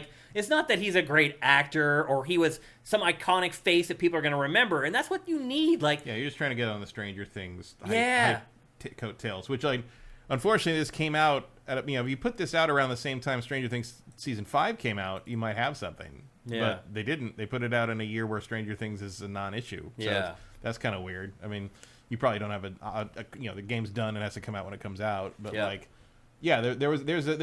there's a calculus where you put this out on the coattails of the final season of Stranger Things, and maybe even get Harbour to mention it a couple times during the press junket for Stranger Things, and maybe you get some interest that way. Yeah. But it's just I can't even call it a flash in the pan. Nobody even realizes this came out. Yeah. I mean, somebody mentioned at the end of the show last week, I had already planned on playing this week to cover in this week's show, but, only one person in the last 2 weeks asked, hey, where's Alone in the Dark? That shows you something. Because if we miss stuff, usually there's 10 people in our chat hey, where's this game? Rise of the Ronin the week before. Or they're where's Rise of the Ronin? There's a bunch of people asking that. Only one person in 2 weeks asked, where's your review of Alone in the Dark? That says a lot. So this isn't going to revive the IP. I don't know if this IP can be revived because I don't know why they keep banging on it. I don't either. I would have thought the 2008 one would have put a nail in the final coffin nail on this one. Finally, I thought so too, but no. And I will say this. That game, by the way, has the worst driving sequences in a non-driving game I have ever played. I will say this, Matt. I think this is in fact the final nail. Because it's not selling well. That, but for whatever reason, people will forget about it in 10 years and bring it back again. Maybe it's hard for me to see that happening because again, it's not a bad game, but it's not an amazing. game I would have said that before this one too. Yeah, because they did it again between the 2008 one and this one, right? There was another Alone in the Dark in there somewhere, wasn't it? I think so. The fact that we don't even know that. Exactly. Is kind of the story of this franchise. Well, this is kind of you got to respect it for being kind of the first 3D survival horror game because the first one did predate Resident Evil. Yeah. But otherwise, so what? It's not. I remember the New Nightmare. We went to San Jose for an event for that back in the day. Yeah, that was in 2001 or 2002, something like that. Mm-hmm. That was somewhere around there. Every once in a while, one of those horror games would drag you out to the Winchester Mystery House and call it, I still have a notebook from that event that says Alone in the Dark, A New Nightmare on the front of it that I've never used. That was the fourth one? Maybe. Was it? I don't remember. No one remembers. Nobody remembers anything about this franchise. So no one cares because it's just nameless and faceless, and that's really the problem. It's like you think about Resident Evil, you can name like 4 people that have starred in Resident Evil games. Nobody can name who has starred in the Alone in the Dark games because they're just unrememberable, unremarkable. Well, there's also no consistency. Like Edward Carnby is a different person in every version of these. Yeah. And there's other cases where that has worked in pop culture, but it doesn't work here. Like I was wondering early on when this first started, because there's a meta thing to that demo where she's making the paper mache out of a script or a manuscript of Alone in the Dark, and I'm like, oh, is this gonna like tie together as like is the Edward Carnby that Harbor plays gonna find the Edward Carnby that like was in the 2008 game because the guy he's looking for kind of looks like that version of him, and then the guy that she walks in on, the guy she walks in on looks kind of like the original Edward Carnby. Yeah. In the in the game he's a like 5 polygon mess. You can't tell what you just can tell he's got like a green jacket or something. Right. But like I was like, oh, is that supposed to be original Edward Carnby? Right. We're gonna have like a multiverse Edward Carnby merging thing, and it sounds like that scene too took place in an alternate dimension. Right. Okay. But there's no element of trying to unite the different versions of Alone in the Dark. I try not to spoil stuff like that, but in this case, I'll just say no. Okay. I typically wouldn't answer that, but with this game, I'll just answer it. A little too ambitious for this thing. Yeah. Maybe. But again, I did enjoy it. So if you see this game on down the road, bouncing around for $40, $30, I would pick it up. Particularly if you're like a fan of the old school survival horror games. I think it does a pretty good job of replicating that experience. Nox809 asks, you say that, but then Alone in the Dark guy will be top of the BAFTA iconic characters list next year. Good job, man. That's funny. And let's see, there's one other one up here. Oh, how long is it? It's only like 8 or 9 hours long. Again, you can play as her again if you want to play it again and get more out of it. But I mean, there are very few survival horror games that should be longer than that. No, you're right. Yeah. And look, I never felt like it was dragging on or it lasted too long. And when it ended, I was never like, oh, I feel cheated. Like, it's the right length. As we were talking about it earlier. Yeah. You make a game the right length. I feel like this segment has gone on too long for me, so... Let's move on. So there you go. That's Alone in the Dark, a reboot of the franchise. I highly doubt we'll ever see another game in the franchise because I think this one's going to kill it. You can say that, but they're going to do it again. Like it's only been the last one was 2015 apparently. Was it? Yeah, Alone in the Dark Illumination. That's 9 years. Yeah, another 9 years. Well, maybe another Embracer comes along that's like that's the best license we got. Yeah, who is it? Who made it? It's THQ Nordic publishes it, so Embracer. No. So there you go. This made it out. Yeah. But you fired... Okay. I was saying this a while ago. I'm like, why are they allowing this Alone in the Dark abomination to get finished? It must have just been too far along. But I'll say this too. Having now played this game, it is in fact, or looks better than some of the other games that they canceled. So it looks better than Time Splitter's game, I'll tell you that much. So maybe they did make the right decision ultimately, but still the right decision would have been to just not release this game either, probably. But anyway, if you see it for $30, $40, pick it up. Otherwise, just keep on cruising by. Next up, I mentioned we were going to talk about a Square Enix game earlier in the show, and this is it. It's a game called Saga Emerald Beyond. Matt, have you ever been a fan of the Saga franchise? No. It is sort of the... I've always found them obtuse and a little irritatingly difficult. They're very challenging, generally. I generally like the idea of them. I remember playing... The first one I played was the PS1 game shortly after Final Fantasy VII came out. Was it just called Saga Frontier? Yeah. And I couldn't get past the first sections of any of the characters' story. Like, I didn't understand how it worked at all. They've nerfed the franchise over time. It's not that difficult. It's still challenging, though. Even this one is challenging. Now, the first thing I should say is that I know you hear Square Enix in RPG, and you're like, oh, Final Fantasy, it's going to have these crazy production values and all these awesome cinematics and this crazy story. This game, literally, as you're seeing right now, this is how it tells a story. Yeah, well, it's a mobile game originally, isn't it? This is also coming to mobile. So this is coming to Switch, both PlayStations, PC, and then iOS and Android. It launches April 25th. So to answer your question, yes, this is coming to mobile as well. But really, I think why they end up doing the plot this way, and this art just looks abysmal if you ask me, but the reason they do it this way is because this franchise has always been about playing multiple characters across multiple missions. It looks like Persona fan art to me. Art is terrible, man. It's literally terrible. I like that. I don't like the character art. So anyway, their eyes are weird. Yeah, I just feel like there's this weird, like pixelated edge around everything. It just looks like there is. I mean, it looks like blown up mobile. Yeah, art. It looks bad. This looks okay. But this is the way they tell the story in the game. There are not these huge cinematics where crazy stuff happens. It's mostly... Saga's always been kind of a budget series in terms of comparison to the big boys of Square. This has been Square Enix's budget RPG franchise. They have a couple. Did he not get the memo for the costume party? Right. Or what? There's a couple. So there's this one, and then there's the one we talked about last week. That's our sneaker of the week. Mana. Yeah, Visions of Mana. The Mana franchise is like that too. Yeah, Mana's always been a little more traditional. Some of the Saga games have been pretty traditional, fantasy things. Yeah. This feels like it's taking more cues from the Shin Megami Tensei realm. And I'm not going to talk about this that long, obviously, because the interest in this game is it's definitely not Stellar Blade, that's for sure. But I do want to get it on your radar. So there are 6. It's not even Visions of Mana, if we're honest. Yeah. No, you're right, actually. Yeah.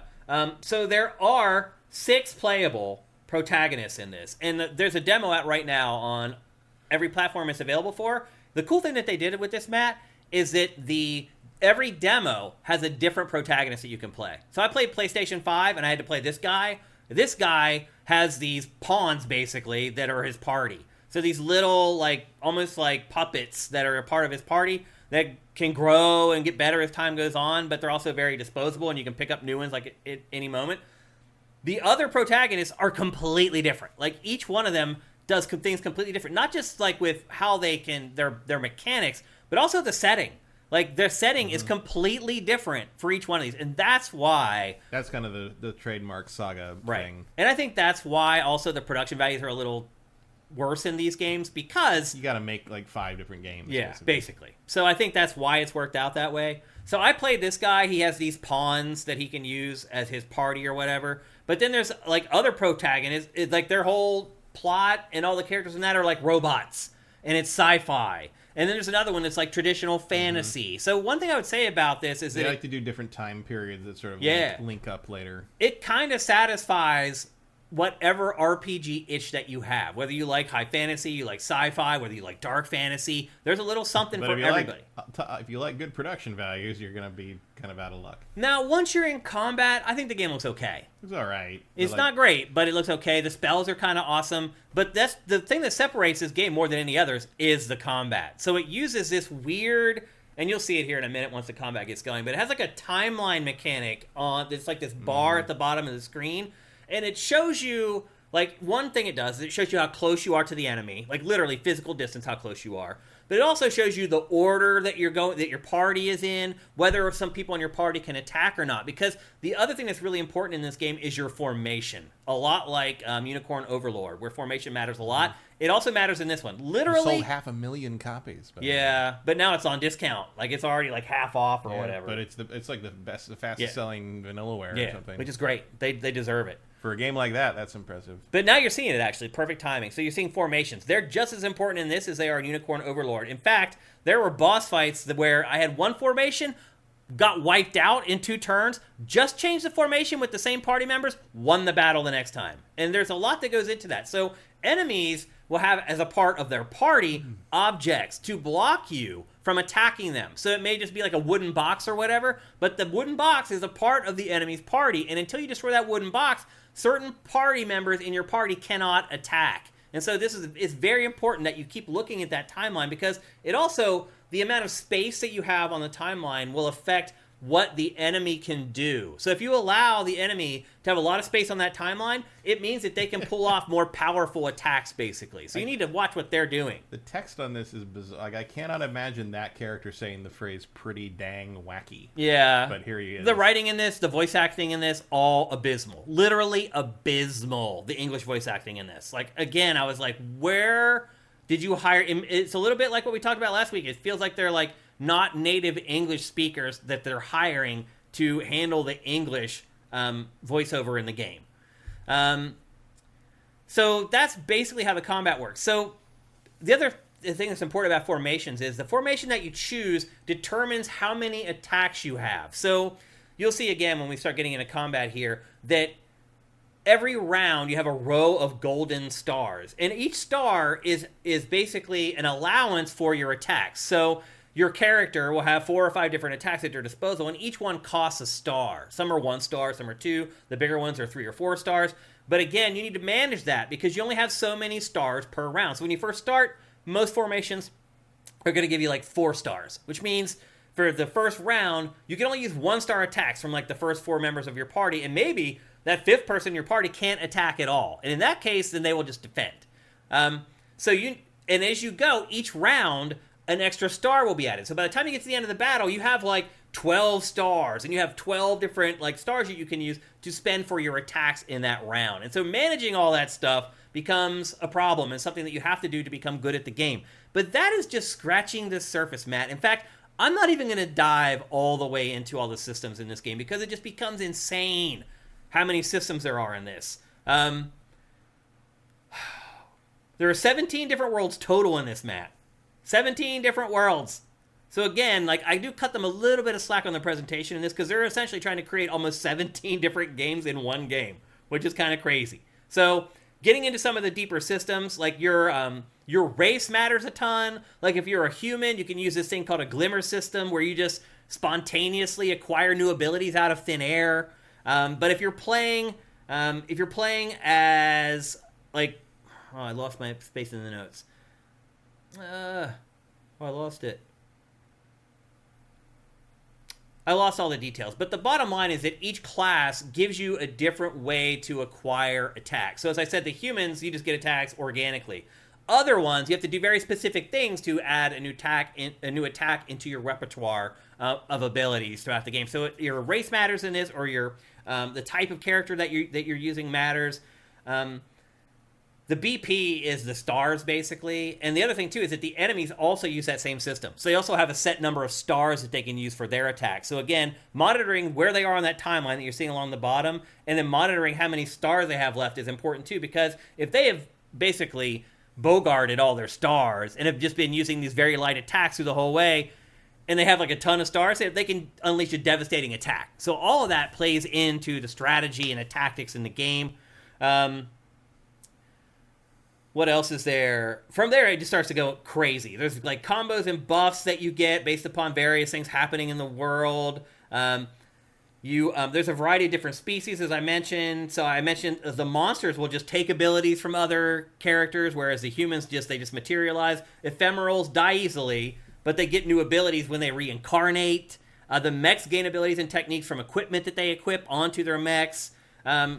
It just has a ton of depth to the combat. Now, obviously, your mileage is going to vary. Are you going to be able to get past the production values in this, Matt? I think that's everyone's big question for this, because if you're into turn-based combat, like, this is pretty freaking hardcore. It doesn't get much more hardcore than what you're getting here in this game. So, I think if you're just a fan of turn-based combat, I think you're going to love this game. But again, can you get past the production value? Coming off a game like Final Fantasy VII Rebirth, where it's the opposite, where they put a ton of resources and money into the graphics and the voice acting and all that kind of stuff. Here they haven't. So it may be a little bit of a culture shock for people if they've been playing some of the other bigger RPGs. But this game does come out on April 25th.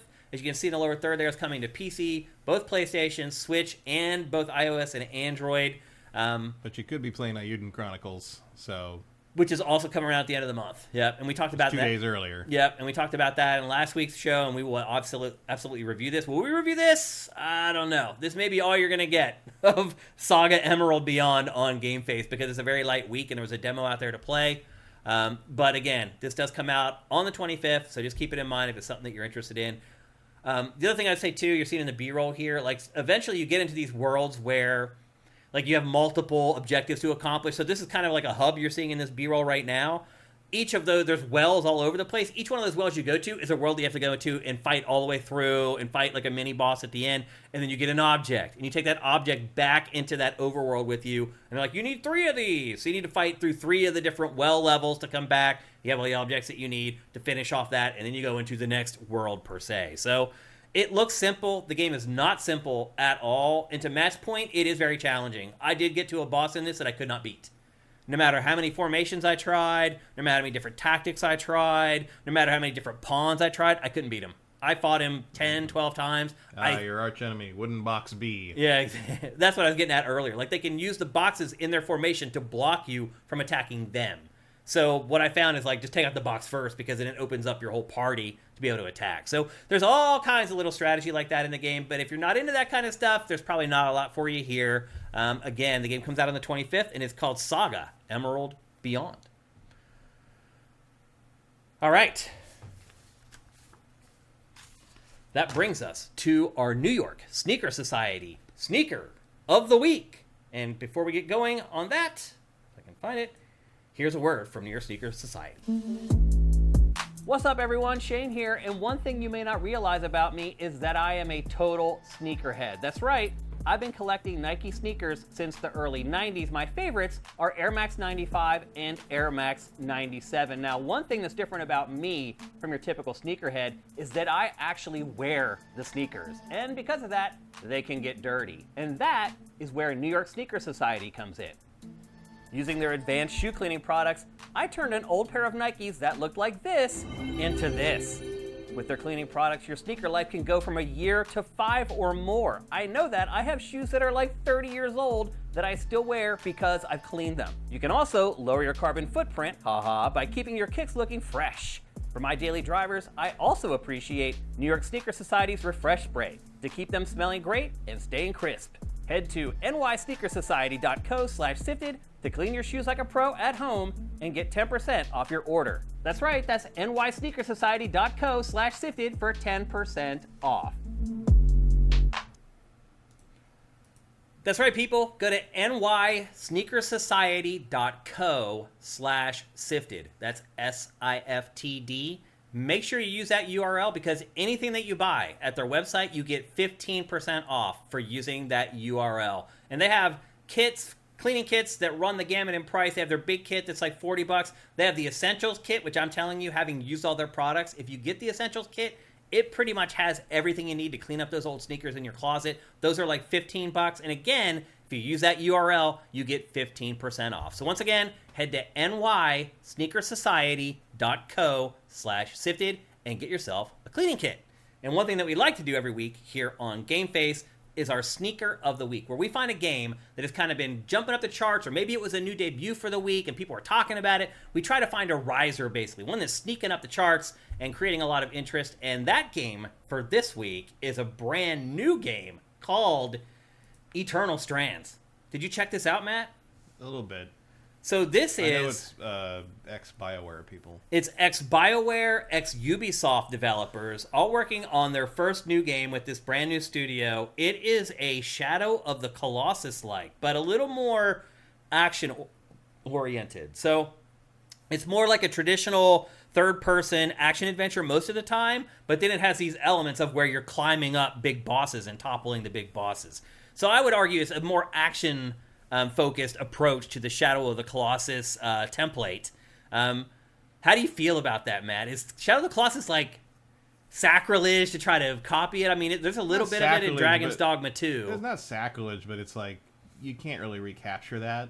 It's a singular thing. That one game, Pray for the Gods, tried to do it, and it didn't really... I forgot the name of that game, actually. Yeah. Didn't really work out tremendously well. Like, this looks kind of like Shadow of the Colossus crossed with Immortals Phoenix Rising. Yep, it sure does. Yep, I agree. The art style, very, very similar, without a doubt. The other thing I would say, too, is it looks like there's an elemental angle to this, where you're constantly using ice and water and wind and all that type of stuff to help topple. Like, there's one shot in this trailer where she uses ice to, like, bind one of the huge Goliaths so it can't move. So it does look like it's kind of doing some of its own stuff here. Yeah, it's a little more cartoony and a little more kind of...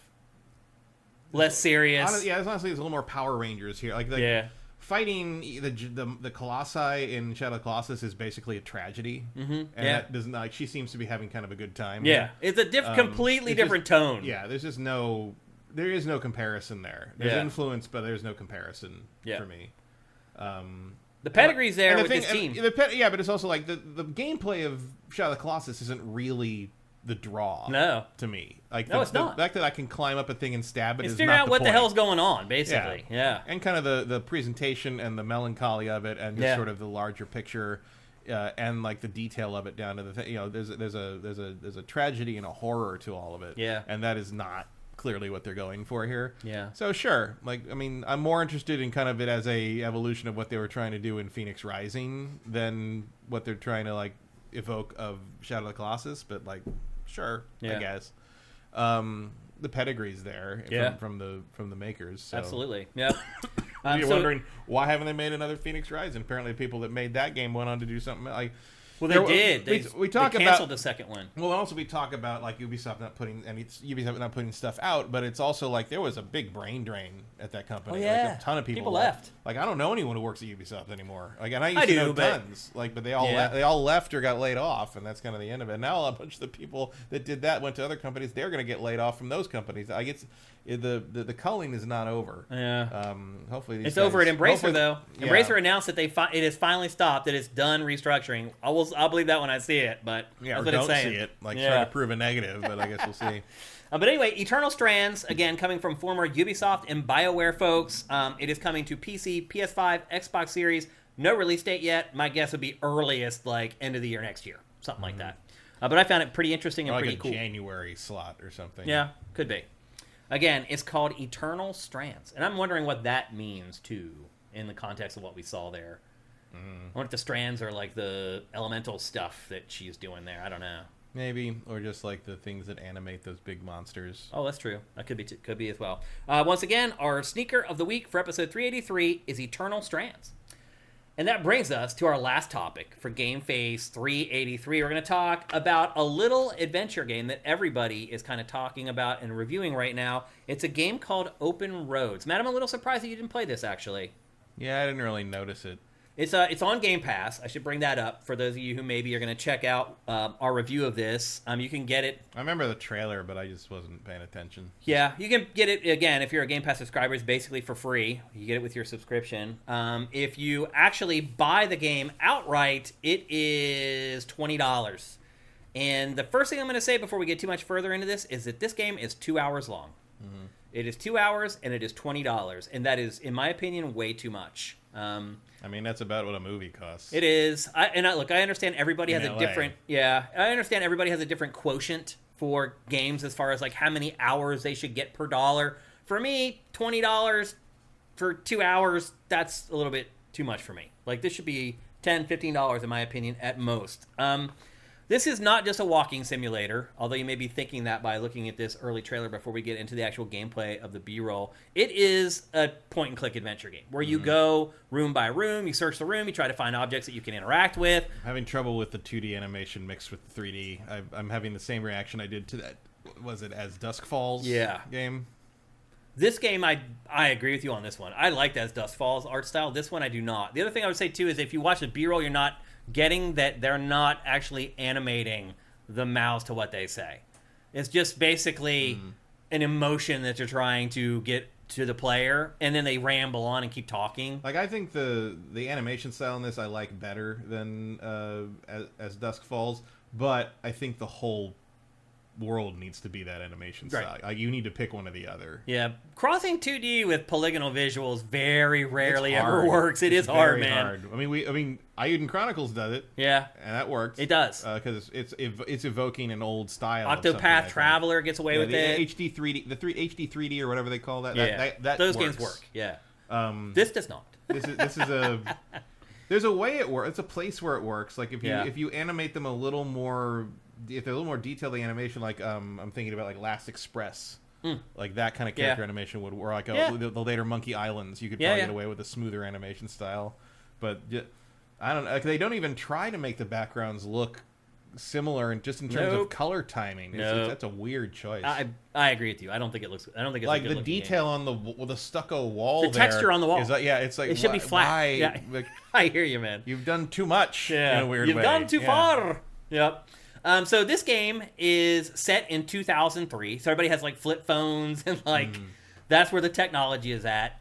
The game centers around Opal, who is the mom, and Tess, who is the daughter. And they are, when the game starts, they are living in Opal's mom's house, so Tess's grandma's house, because the mom has been divorced and is going through a divorce. And as it turns out, the grandma dies. She has dementia, and she dies. And so you guys are cleaning out her house. And you're going to have to move out as well because she didn't leave the house to you. And so there's a whole undertone of like, where are we going to go? So they're cleaning out Grandma's old house. They come across like these weird things in the attic, like these bunch of clues that she maybe had a secret life. And they find this little key. And the mom is like, well, we used to have this summer home that we would go to, and I'm wondering if, like, a lot of this stuff is related to that summer home. So Tess, the daughter, is like, well, let's go check out the summer home. I've never seen it, blah, blah, blah. They go on a road trip, and they drive to the summer home. Once they get to the summer home, they discover that all kinds of crazy crap has been going on in their family that they had no idea about. And a lot of the game is find an object here, figure out where to use it. Unlike Alone in the Dark, it doesn't have a map that shows you where to go and use that object. So there is a lot of trial and error in this game, and not just a trial and error of like, I found this thing, where do I use it? But trial and error of going through every room and trying every object just to see if you can pick it up or not. So you burn, even, like, this game's only 2 hours long, you burn a lot of time doing what you're seeing right now. Looking at object, look at that glitch. But I'll say this, Matt, it does show you that this actually takes place in a 3D world. Yeah. It is happening in real time. Which kind of blew my mind. They're playing honest. Also, by the way, Matt, this game stutters even worse than Alone in the Dark. When you go outside and you're walking around the summer home, it's just like almost like a slideshow. And there are no graphical settings in this game. That's your only option. So anyway, you go to the summer home. The mother is constantly kind of staring at a weird point slightly above and past the daughter's head. Yeah. in the two shots. Yeah. That's an odd... Yep. So anyway, you end up going to the summer home. You poke around there. You find a bunch of crazy stuff that it makes you end up going to Canada. You take a road trip to Canada, and that's where the real revelations in the story come. But you don't hear that sentence very often. Yeah, exactly. Revelations in Canada. But then that's when you also realize that this story was a huge disappointment. That was my biggest issue with this, is that the payoff for this game is so terrible. It drags you along this plot for 2 hours, and then when it finally gets to the culmination of it, you're like, really? That's it? Like, that's how the plot is resolved? And it's not even like it ends on a cliffhanger, and you're like, oh, I guess it's a cheap plot tactic to get me to buy the sequel. It just ends poorly, period.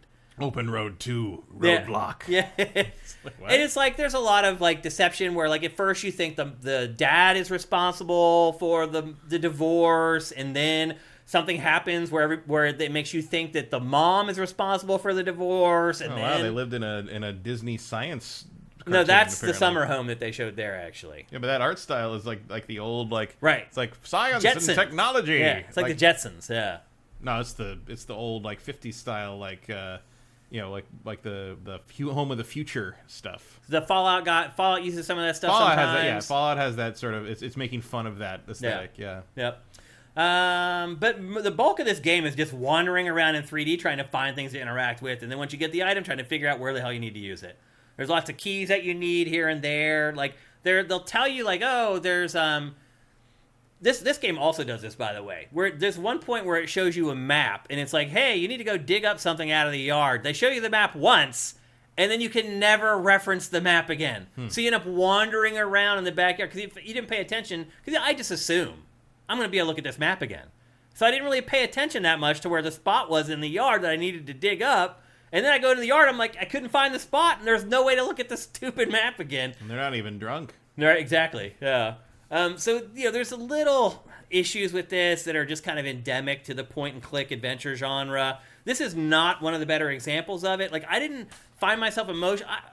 This is one of those games, Matt, where I'm, like, reading other people's reviews, and I'm like, did we play the same game? Like, I hate to ever say that. I only say it, like, once or twice a year. But this is really one of those games where I saw everyone else's reviews, and I'm like, wow, okay. Like, you took something away from that game that I absolutely did not. Like, it isn't even like a coming-of-age story for the daughter, really. Like, I kind of thought that's where it was all headed. It isn't.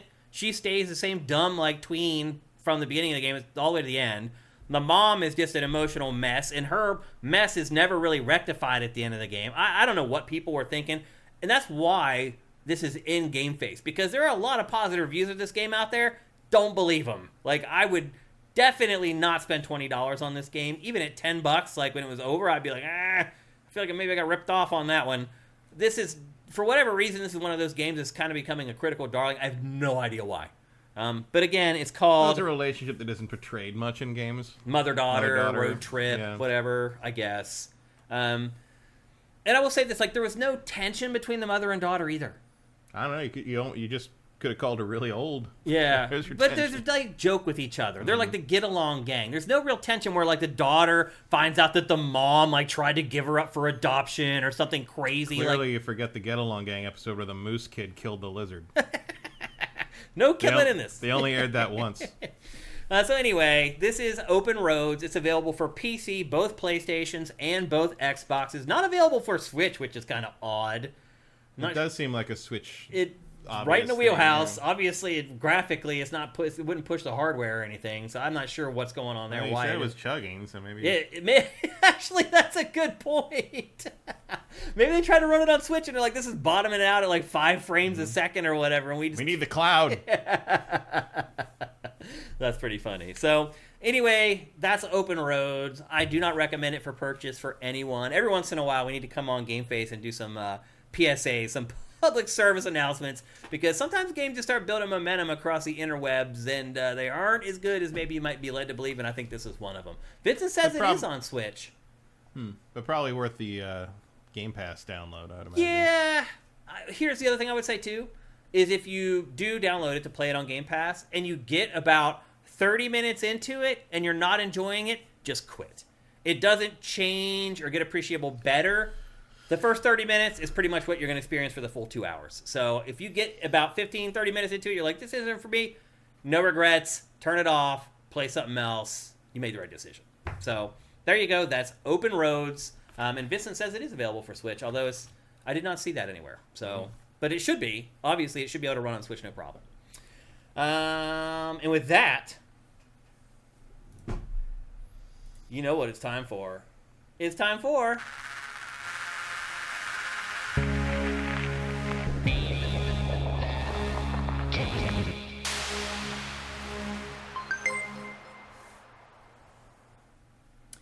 That's right. What? This is that Saber Juno. 2-hour game is decent if you're drunk. Yeah. It goes by fast. It's a real theme for today. Yeah. It's time for Name That Game Tune, where I play 5 audio samples from a video game, and you try to guess the name of the game before this guy. A couple things before we get going. If you've won this year, you cannot play. Do not play. You can only win once every calendar year. So if you've won in 2024, do not play. Let somebody else win. Number 2, the chat goes into slow mode while we play, which means you can only enter one thing into the chat every 60 seconds. Don't waste your time just spamming the chat with a bunch of random video game titles. You're not going to win. And then the final thing is, make sure you play PC games or that you know somebody who plays PC games, because if you win this, you win a free PC game, a free Steam code. Again, that is courtesy of soundwizardry.com. So make sure that you play PC games, or you can give the code to somebody else who does play PC games, because it's a shame to just give the code away to someone who's not going to use it. Don't sell it, please. Although I would argue you could probably do that if you wanted to. So this is presented. If you really want $3. Yeah, seriously. This is presented by soundwizardry.com. Soundwizardry does audio for everything. They have helped us with the audio for GameFace when some of the audios got borked. They have fixed it, like taken all the static out of it. They have created audio, sound design for some of the biggest games in the industry. They worked on at least 2 Game of the Year candidates last year. Soundwizardry.com. Great people, great skills. Work with them in any way, shape, or form that you can. If you're looking for people to come and work on your games, I know just a couple weeks ago they were on location working on the audio for a game. So they're very flexible, but most importantly, really, and I know this matters as someone who hires people or has hired people in the past, they're just good people that you want to work with. They're the type of people you want to give money to. They're the type of people you want to give the pat on the back to. Go to soundwizardry.com. They'll handle any audio questions or issues that you may have. Go to soundwizardry.com. But now, let's get ready for some Name That Game Tune. Matt, are you ready? Let me turn up your headphones there so you can hear. I'll turn it up where it was last week. You were cool with last week? Okay. Mm-hmm. Are you guys ready? We got 5 samples here. My guess before we do this one is either you guys get it on the first one or you don't get it until the 5th one. That's just my guess. So anyway, here we are. We're ready to go. Here's the first sample for Name That Game Tune for episode 383 in 3, 2, 1.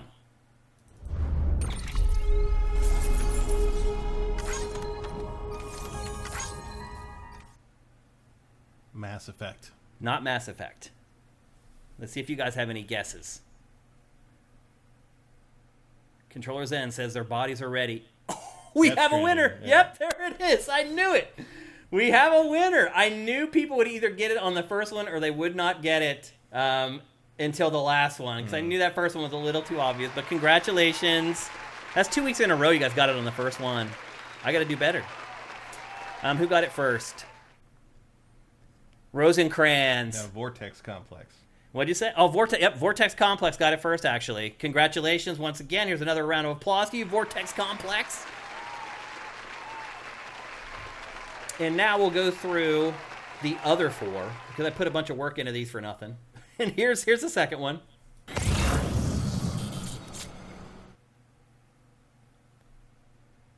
Here's the third one.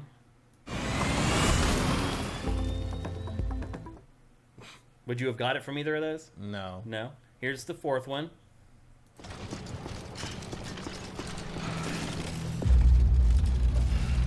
Longer than we usually do.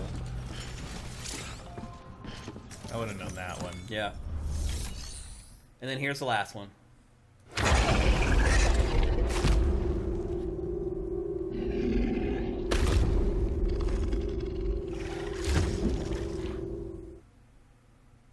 Like, I know it now that you, like, say what it is, but, like, that is really generic. You wouldn't have got it from that? No, I wouldn't.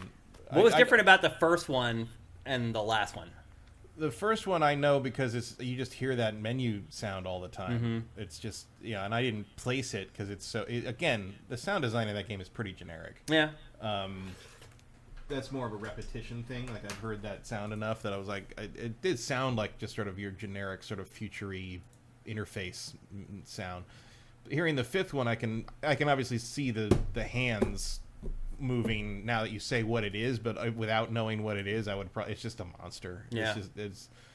I know the fourth. That's the first scene in the fourth one cave. because I recognize the sound of running into one of the player placed like signpost things you run through and activate. I know that sound. Well, I think the first one has the motorcycle, actually, the jet bike on it. I think that's the first sound effect. It's predominant in that first sample. Yeah, it's just I just find that a very generic sounding game. Yeah, which is funny because I played. And I got it on the first one. Yeah. I mean, if you played enough, I mean, that's the thing is, if you played enough of it, it's probably ingrained in your brain. And look at how many people did. So Vortex Complex, you literally won by like a half a second.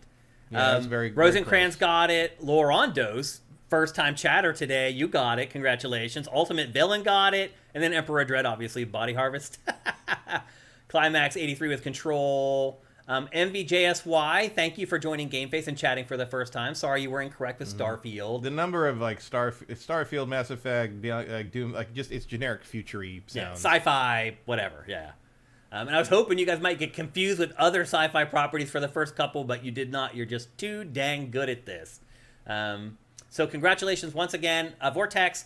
You can send me a DM right here on Twitch if you want to. You can send me a DM on Sifted, where I'm at Shane. You can send us a DM on Twitter. I'm at Dinfire on Twitter, or you can send it to Sifted Games on Twitter, which is at Sifted Games.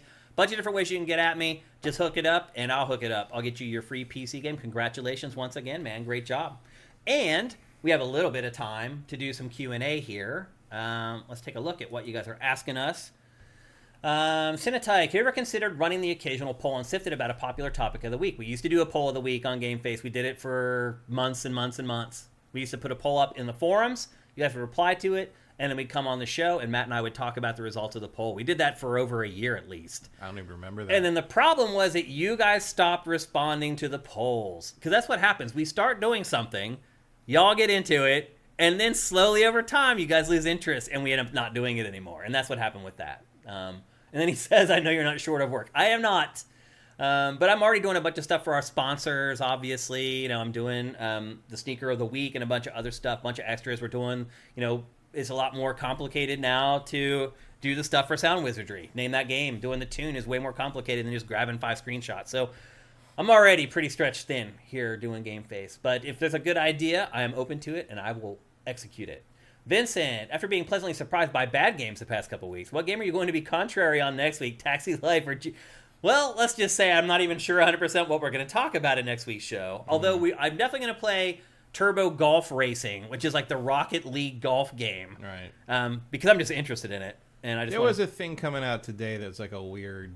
it's like a weird little action RPG thing. I can't remember what it was called though. I'll have to look it up. Yeah, but it didn't come out till today, so it wasn't something that could have been played yesterday. And then I think next week's show we might be okay, but then the week after that we're pretty much golden for the rest of the month. It's also possible that Ayuden Chronicle shows up this week. And we could get it into the show. Maybe. Because I don't think they'll have an embargo on that, right? I mean, it's a Kickstarter game. There's nothing they can do. What are you going to do about it? Yeah. So once you get it, we'll see. We'll see. Like, there's part of me that may leave it sealed, the physical copy, and because I do have a digital code coming too. I hear the you. digital code doesn't activate until 3 days before release, so that'll be the 20th. Totally understand if that's what you want to do. Big Dave Lazard said he thought it was Metroid Prime. JM Rain asked, what was the game? It was Death Stranding. Yeah. Justin Horman, thank you for subscribing at Tier 3. I don't know if I've ever even seen that before. What is Tier 3? I don't know what the tiers mean. I don't know. But everything Justin Horman does is awesome. So thank you, brother. We appreciate it. Mitchell Ness asks, I just tore apart my Series X. Did you watch last week's show where I melted my controller on the top of my Series X?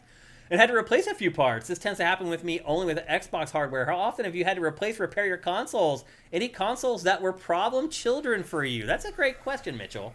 I like that. My GameCube was a problem, but only because I sent it out to get it altered. So when I got a GameCube, everybody at GameSpot, me, Ryan Davis, Jeff Gersman, Ryan McDonald, I think there was like 6 or 7 of us that sent our consoles out to this company called Colored Consoles.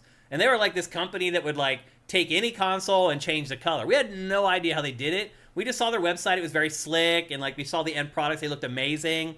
And as it turns out, like all they were doing was just spray painting them. Yeah. That's all they did. They literally just took the shells off of the hardware and spray painted them. When they sent them back to us and we opened up that box, we almost passed out from the paint fumes that came out of that thing. But one thing that they did do that was actually worth something, although I have a forest green metallic GameCube with a blue LED, which is pretty cool. But the coolest thing was they put a Japanese switch on the side of it, so I could switch between Japan and US. And that was great for the first couple years I had it, and then it started giving me errors. I don't know if there's a loose connection inside there, but like now when I play my GameCube, I have to like whack it, and then if I bump it, it'll stop working. So that kind of screwed it up, and I haven't fixed it. But otherwise, I haven't had many problems with hardware. I did get a red ring eventually on Xbox 360, but it took me longer than other people for whatever reason. Yeah, Ninja Gaiden 2 killed my launch 360. Yeah, not surprised. That I got at that airplane hangar launch event thing. Yeah. I can't remember. I mean, I know my original PlayStation had the usual thing where you had to flip it upside down to make some stuff play, and I wouldn't give that one up because I had it modded. My PS2 I had it still modded, works so like I played brand new. everything, and it had the three it had the RCA outs. It didn't have the that was the one everybody wanted, so I kept it as long as I could. I don't know. I replaced the GameCube once, and then I had to go find one that had the digital out because they'd stopped making that, and I didn't realize it till I got it home, and I'm like, what the fuck? I had to take it back. That's right, the DOL 001. Yep. I had to replace one 360. I think that's it. Yeah, I've been pretty lucky. I definitely haven't had to like open them up and like. I guess the dumbest thing that ever happened was the first day I had a Game Gear. I picked it up to turn it on, and there was an ant in it. An ant had gotten in the screen. I turned it on, and it zapped the ant, and so there's a dead ant in my GameCube. Yeah, there's no way to get it out. So every time I played you didn't return it. Well, you couldn't. Like it was open. And there's nothing they could do. There's an ant in there. You take it back to the store, you got it, and you're like, dude, I want an ant-free Game Gear. No, they wouldn't do it. That's crazy. It was open. It was open, and then ant wasn't back covered. then it was different. Like returning things, ant you're wasn't right. covered by shit. Wow. Like at Amazon, you could just send it back and get another one now, but that wasn't how that worked back then. Yeah. Sears wouldn't do that shit. Yeah. And so yeah, it's downstairs. I think I just shake the ant to one side to get off the screen so I could play without having an ant sitting there. That's hilarious. I'm glad you asked that, so we got that story out of Matt. That's a 30-year-old dead ant sitting in there, preserved perfectly. That's hilarious. But yeah, I haven't had any real problems. I definitely haven't like opened one up and like had to like change parts or added a hard drive. A lot of people did that with the original Xbox, though. They opened it up and put their own hard drive inside it, but I've never done anything you should like also open up your original Xbox and get rid of that one capacitor that can leak. Oh, right. And ruin the motherboard. That's true. Which I haven't done, but it does still work. I haven't tried my OG Xbox in 15 or 20 years. I turned mine on like a year or two ago to play Obi-Wan. No. Can't think of too many other reasons to turn it on. I mean, there's some stuff. There's Fusion Frenzy's backwards compatible now. I mean, if you really want to play Nightcaster, I guess. You're getting to my point. There's a couple of Star Wars games that aren't available otherwise. There's, you know what I'd love to play on a modern, like backwards compatible, they'll never do because it's LucasArts and no one gives a shit anymore, is Wrath Unleashed. Oh. Which is that like weird. That's a blast from the past. Is that weird like turn-based strategy game, but the fights were like fighting games, like real-time like fight. Yeah, but the problem was, it wasn't a bad game, but the problem was it was like a minute to load a fight and then a minute to load out of the fight. And it was just, I'd love to play it on a modern... Deal breaker. I'd love to play it on a modern thing that skips the load time. Yeah. That would be interesting to me. Okay, last question before we go. Congrim 1. Will you consider covering Children of the Sun from Commander Fett? Yes, I'm going to play that. We will talk about it next week. Is that team shooter? No, it's a crazy like puzzle sniping game where you go and try to eliminate a cult. Like you were in a cult and they obviously treated you like a cult treats people, and you go back with a sniper. It's not multiplayer? No, you go back with a sniper rifle to exact revenge. Maybe that's the thing I was thinking of. We'll cover it next week's show for sure. And there's another game that came out like today or yesterday that was like a team-based online game that was like a character shooter sort of thing that had a weird name that you would not think was that. I don't know what you're talking about. I swear it was Children of the Sun. No. Because I looked at that and I thought, oh, that looks interesting. It's a single-player game. There was something I looked at. I was like, oh, that looks interesting and sounds like an RPG title. And I looked it up and it was an online team shooter. Yeah, it's not Children of the Sun. Our last question Gigantic, from Congrim. That's what it was. Gigantic. Oh, that went away and they brought it back is what happened. Yeah. Congrim, I've been feeling a point of oversaturation with all the games being free with subscriptions. I've found myself ignoring every recent sale. Even good AAA games that are $10 to $15 seem like a waste of money. I think this has an effect on the recent sales of the industry. Oversaturation, that is. I'd rather dig through my library unless there's a day one I'm waiting for. Pactor just talked about this. Yeah, Impactor Factor. They're asking him, like, what's going on with the layoffs and everything. His number one thing is, like, they're playing free-to-play games. And they're not spending money on the big games anymore. And, like, they'll pick, like, their one big one. Everyone piles on and buys that big one. But then the smaller fries are just losing out. And, I mean, that is real. Like, what you're experiencing, a lot of people feel that way. They're like, wait a minute, I can play... And, I mean, they've been around forever. Like, I was saying this to myself back when I was a crazy, like, League of Legends head, where I was playing League of Legends for 3 hours every day. Like... I was like, wow, like, why do I need to buy games anymore? I just play this game forever. Like, now there's so many games like League of Legends that you can play forever. It's hurting the industry. There's no doubt about it. Game Pass, hurting the industry. If you can spend $15 and just play a bunch of games instead of buying games individually, that hurts the industry. So I think it's a lot of things that are just all coalescing together to cause the shrinkage of the industry, the layoffs, etc. But that's definitely one of the big ones, Congrim. I think so. Anything you want to add there, Matt? Not really. I mean, that's what they wanted it to be. Yeah. So that's what it is. You know, like there was some poll or something that was basically like 60% of gameplay of every year from like core gamers is like games released in the last 6 years. I saw that the other day. Something it's like, yeah, well, like, look, man, if we stopped doing this show, I probably wouldn't buy a new game till Outlaws. Yeah. Like, I got plenty of things to play. Yeah, we all do. Because you're handed free games. That's the other thing. You're handed free games every week. From Epic Game Store, from your Amazon Prime subscription, from I don't even your need that. PlayStation Plus. I don't even need that. I'd go back and play the Mass Effect trilogy again. Right. I'd play the Yakuza games favorites. again. I'd go back and do like series playthroughs of things. Big stuff like that. Like revisit my favorites. Like you don't need the new thing all the time. Yep. And some of the stuff that I'd replay was the new thing at one time. But like, it's just what am I? This April, what else are you doing? Like I went back to Assassin's Creed Mirage for a reason. Yeah. It's not like it's an old favorite, but it's like maybe I'll revisit this that I didn't feel like I squeezed everything out of it. Yeah. Yep. There's lots of ways that you can save yourself some bucks if you need to. That's God, there's no reason you would need another game after Dragon's Dogma 2 until at least August. No, you're right. It's huge. Yep. A Unless you lot hate of Dragon's games Dogma are that 2. way, too. That's the other thing. These games are like 80 hours long. It takes you off the board. Yeah. Like, it matters. Like, maybe that's part of the reason for the 8-hour thing that Ninja Theory's talking about. Is like, we want you to finish this game so you want something else. I mean, it makes sense.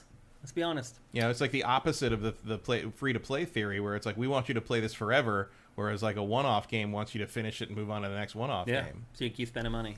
Yep. All right, that's going to do it for GameFace episode 383. If you're listening to this show on any of the podcast services out there, give us a review.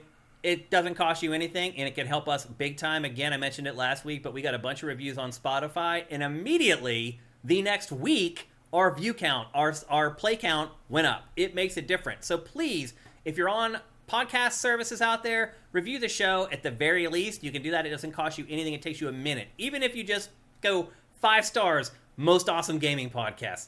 We'll take it. Like, you don't have to get wordy. Just review it very quickly, and please give us those 5 stars. Also, if you would like to help us, you're listening on the podcast services, or you're watching on YouTube, head to patreon.com/sifted. If you pledge just $4 a month, and I think we're the lowest Patreon left at this point, gaming Patreon. I don't think anyone's doing $4 anymore. For just $4 a month, you get all our content early. You get GameFace, this show, at least 3 days early. You get Pactor Factor a week early. Again, for just $4 a month. Of course, you can pledge more if you want to. We have tiers there and all that kind of fun stuff that happens on Patreon. We'd appreciate it very much. That's the best way to do it. But if you don't have any money and you still want to help us financially, then there's always Twitch Prime. If you're watching on YouTube, go down below. If you've already hooked up your accounts, maybe you did it 2 years ago for us and you just haven't resubscribed, there, again, down in the description, there's a link you can click. You just click that, click. You've just given us $2.50. So please do that. It's free. If you're an Amazon Prime subscriber, it costs you nothing. It's a part of your benefit.